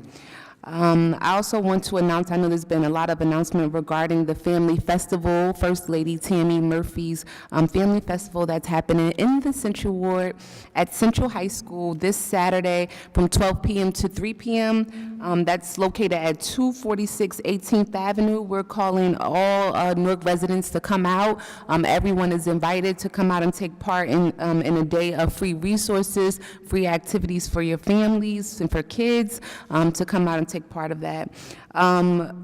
I want to make a motion to the Director of Public Works regarding magazine holders throughout the city, through Council President, through your chair, about the pickup of those items. We have gotten a numerous amount of phone calls regarding the magazine holders throughout the city, the little colorful little things throughout the city. Some have even had some inappropriate, shall I say, of pictures and language that we don't have any type of city permit to have those magazine holders throughout the city, and so people are just steady dropping them off and dropping off information, putting them in, and we need to have those picked up. So my office will definitely make a list for the director to pick up some items of complaints that we've already gotten from residents, but we should do a citywide sweep of those magazine holders because they are an eyesore. They're just like free advertisement in our city, and we should not have them because they're inappropriate in some cases. I also want to make a motion to the administration, the BA and corporate counsel, and as well as Ms. Juanita Jordan regarding legislation that we need to work on regarding vendors in the city. We had a small business, not a small business, but a business roundtable, our quarterly business roundtable yesterday, and thank you, Council President Crump, for attending. We heard many complaints regarding vendors in the city, and just vendors versus businesses, businesses versus vendors. In my office, I'm definitely going to designate them to work with the administration on crafting some new language, but we definitely need to take a look at vendors licensing and, you know, all of that, you know, around vendors, issuing vendors licensing and food trucks and so forth. So if we can look at that. In addition, I would like a status update from the business administrator as well as corporate counsel regarding where we're at regarding licensing. We spoke about it as this body spoke about the idea of combining licensing, revisiting licensing for the city of Newark, and so we haven't heard anything back. We heard that, you know, there was going to be some new legislation coming in front of us, but we haven't gotten anything yet, so if we can get a status update about that. And lastly, which is really not, you know, a motion, but I do want to bring it to the council's attention, which I'm sure they already know about it. We have been getting a flux of phone calls regarding outstanding projects through EHD, and I see no one's here from EHD right now regarding projects that have been held up for probably more than a year. Some things that are simple transactions and so forth. And so I know we're in the transition of different reorganizations through the Department of Economic Housing Development. However, we cannot lose the momentum on of development in the city. And so we need to address some of the things that are outstanding. I know I've been working with Ms. Rogers and Mr. Pennington and a few other people in the department to try to kind of help move things along or request the status of them, but some people just have been waiting so long to, you know, get their projects moving, and it's kind of, you know, crazy. I spoke to some of the other council people, and things are just at a standstill, and we have to continue to keep moving. So those are my comments. Thank you. Second. Roll call, Mr. Clerk. May I add to that, let's just say a comment to that it costs a ton of money to developers to be holding this project for a year and a half. And I have expressed that many times, that, let's say, financing may lapse, interest rates may go up. So we have to be more diligent when it comes to the approval of these projects, because otherwise we are killing the hen that produces the golden egg. You're absolutely right. Councilman Quintana. President, in terms to the Department of Engineering and to the administration, in terms of elevator inspectors, I mean, there's one inspector. Apparently, there was a company who tried to get some permits and, you know, inspections. And the inspections, they were told they had to wait till October. So, I mean, this is just not right. So, the one inspector he says, when we get paid more, we'll do more. This one inspector, who is not a city employee. Again, so that's just a bad, I mean, it's just, we have to find a way. There was a time here that there was inspectors for, and matter of fact, if you look at all the elevators throughout the city, we're not getting any revenue. If you go to any given city around this country, there is an inspection of the elevators every year, that mandatory. If you go here around this town, and you go into any of the hotels anywhere, there has been no inspections. And it's a really serious situation. And we need to look at these, and this is a way to making revenue. This could create revenue for the city. And we're losing revenue on elevator inspectors. I thought you were making a quick change to her. I thought you said, I thought you. No. I'm sorry. No, we have to vote. Oh, I'm sorry. I thought Roll call, Mr. we have Clerk. voted. Time out, Lou. All right. Yes. Yes. Mr. Louis been talking for 20 minutes, now you cut him off. Yes. All I right. thought you were making I thought we had voted. the amendment. All right. Well, so did I. That's right, yes. It still is Yes. a friendly So that's good, amendment, isn't but, it? yes, so again, Yes. I was adding some other stuff to the licenses. But again, we need to look at that as a serious note. On another note, listen, I don't know about us, but I know about other communities. We have these bicycles with motors on them. And I don't know, you see the delivery folks from whether it be the Chinese, or any diners or any little stores that are delivering food.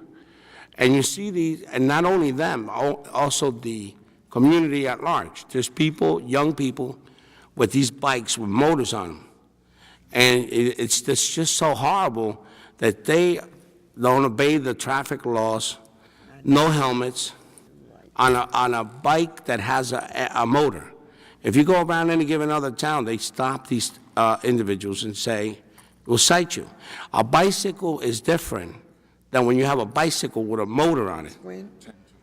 And it's just getting out of, so we have to find, I know there's some state legislation on it.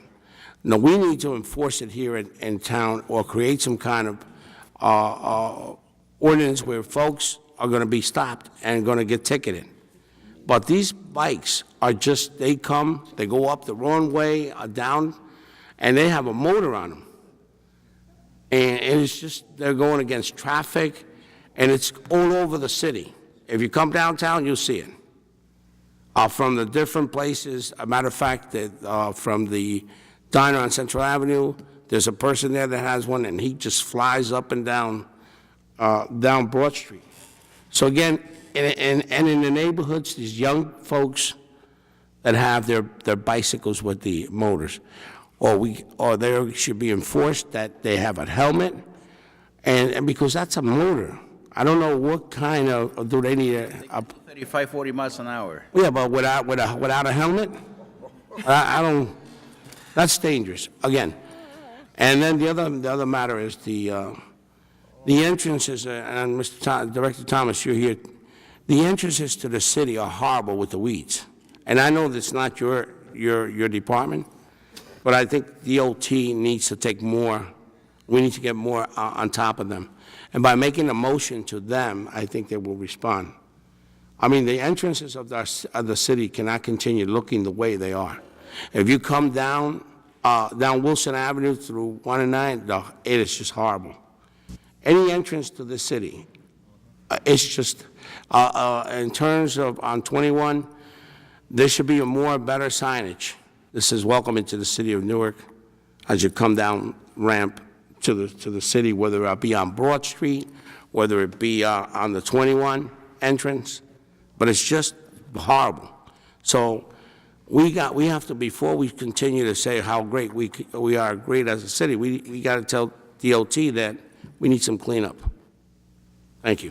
May I make a comment on that? They say the legislation that is in the state, the legislation that is in the state is encouraging the use of those bicycles because people use them instead of using the cars. Right. And it produces less contamination and less. So what we should do is write a letter to the legislators in the, let's say, opposing the legislation, because I believe that's going to pass in the state legislation, encouraging the use of those bicycles. Yeah, but without a helmet, without a... Yes. Without insurance? Well, second. Yeah, okay. That's another issue, too. Second. Roll call. Amador? Yes. Gonzalez? Yes. James? Yes. McCallum? Yes. McIver? Yes. Osborne, absent. Quintana? Yes. Ramos? Yes. President Crump? Yes. Councilman Ramos. Thank you, Madam President. Just a few announcements. This Saturday, we're taking 500 students from the ward as part of our attendance incentive initiative to go see Aladdin. So I just want to thank all the co-sponsors who made that event together. We worked with a number of our elementary schools, and hopefully we'll have a successful event this coming Saturday honoring kids who demonstrated excellent attendance during the month of May, which traditionally is the month where we have the most absences, the months of May and June in our schools. Just a follow-up to Councilwoman McIver's point about these newspaper boxes or bins. Years back, I drafted legislation which created regulatory mandates on behalf of these entities who place newspaper boxes, randomly in our neighborhoods. And there were some nasty little stories written about me in Especialito and some of the other places because of it. So there is law that Newark has in place that requires, these folks to pay a registration fee, to identify to the city where they're going to place these boxes, and more importantly, to maintain the boxes. Because if you drive around, the biggest complaint we get from residents is that you have graffiti on the newspaper boxes. They're placed in residential neighborhoods. They're empty most of the time. Sometimes there's garbage in them. So the city does have the authority, as per that legislation, even though it's a First Amendment issue for many towns to regulate these newspaper bins. The other big issue that we have as a city is the placement of these clothing donation bins. And a lot of, you have to do your research, a lot of these donation bins, they publish that the proceeds are going to a charity, but in reality, it's a very small percentage that goes to that charity. These are private entities who collect clothing, who sell clothing, and then they have an agreement where they donate a very small percentage of what they make to these charities. And the biggest problem is that they're on city sidewalks. They're not on private property. They're not well maintained. They're usually the source of a lot of garbage and debris, and we have to get a better handle on those because they're illegal, most of them.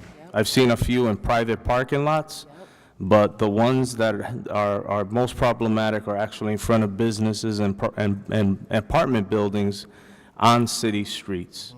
So, that's it on the, and I just want to mention, Councilman Quintana mentioned these little motorized, I think the state's push is to, City of Hoboken just adopted a program, but the problem we have in Newark is very different. The other day I was on Broad Street, I'm stopped at a traffic light, and two four-wheelers pull up next to me. These little four-wheelers, and it gives the appearance like we have a lawless city, and I know the police department's hesitant to pursue, because as per Attorney General guidelines, they can't pursue these vehicles unless they're committing some kind of felony. But it's a crazy situation, especially on the weekends as it gets warmer out. The other day on Broadway, there were at least 18 of these mopeds and four-wheelers riding up and down. And we have to figure out a way to get a handle on that. And I'm working on legislation with Elmer and Ron that stiffens the penalty. But, the penalty is worthless if we don't have any enforcement. And we need the public's help in identifying where these groups congregate. The other day, I got a tip from a resident about a property on Mount Prospect Avenue where about 6 of these kids were hanging out with those vehicles, and thanks to the sheriff's department, they went in and they confiscated the little mopeds and four-wheelers. So the public's help is important. Just not telling us that they're riding on Broadway or they're on South Orange Avenue. If you know they're hanging out in a particular garage or driveway in your neighborhood, give us that information, because we can translate that into some kind of police action that could hopefully lead to them confiscating. And that's how you're going to get them, because these little vehicles cost anywhere from $300 to $1,300. So the minute the police department confiscates one, that youngster or their family is going to feel the pain. So that's it, Madam President. Second. Madam President, I just want to piggyback on what Councilman Let's do the Ramos just said. Let's do the motion. Roll call, Mr. Clerk. Yes. Yes. Yes. Yes. Yes. Yes. Yes. Councilman James. I just want to thank Director Thomas while he's here. Related to the clothing bins, we had one up on Madison Avenue. It was filthy because not only was it there on city property, but it was broken into, so it become a dumping ground, and he was able to go remove that. I don't know exactly where he took it, but we're glad it's not there anymore. That's true.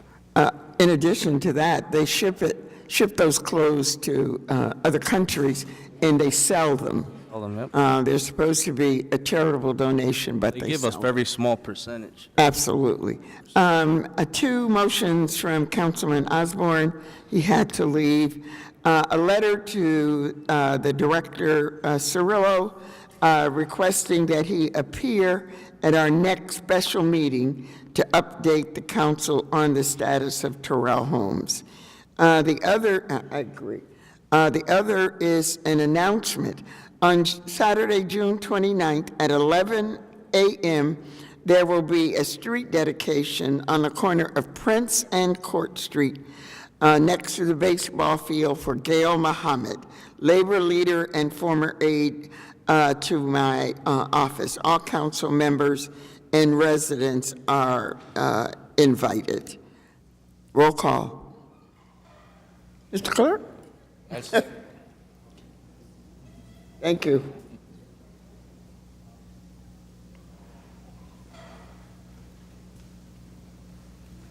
These are on behalf of Councilman Osborne.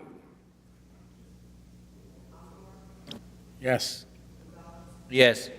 Yes. Yes. Yes. Yes. Thank you. First, let me thank the officers of the day.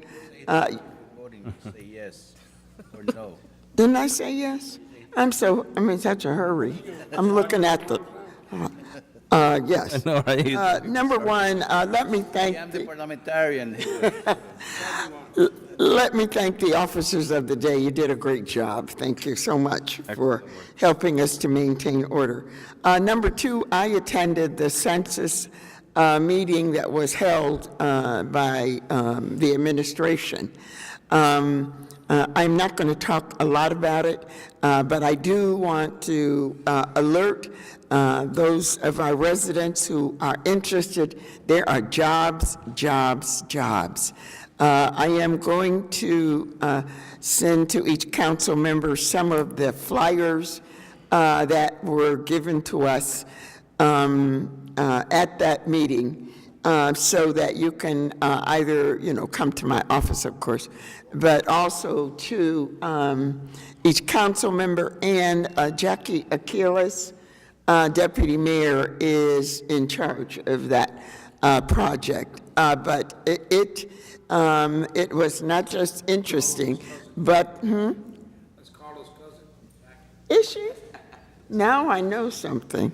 But the most important thing that came out of the meeting, in addition to the need to keep our numbers up, is that there are opportunities for jobs, jobs, jobs. Last but not least, Willie Rose unfortunately passed, a very strong and dedicated resident. He passed, and the wake is going to be Saturday at 10 o'clock followed by the funeral at 12 o'clock, and it's going to be at New Light Baptist Church. That's it, Mr. Clerk. Second. Roll call. Yes. Yes. Yes. Yes. Yes. Yes. We got one more no. Council vote to Don't leave. adjourn. Yes. Yes. Yes. Director, we're going to have a comment. Yes. So we're going to have a, Yes. the purpose of asking Martha to stay afterwards was to have a conversation with the business administrator. I did not know they were going to call you away from your job.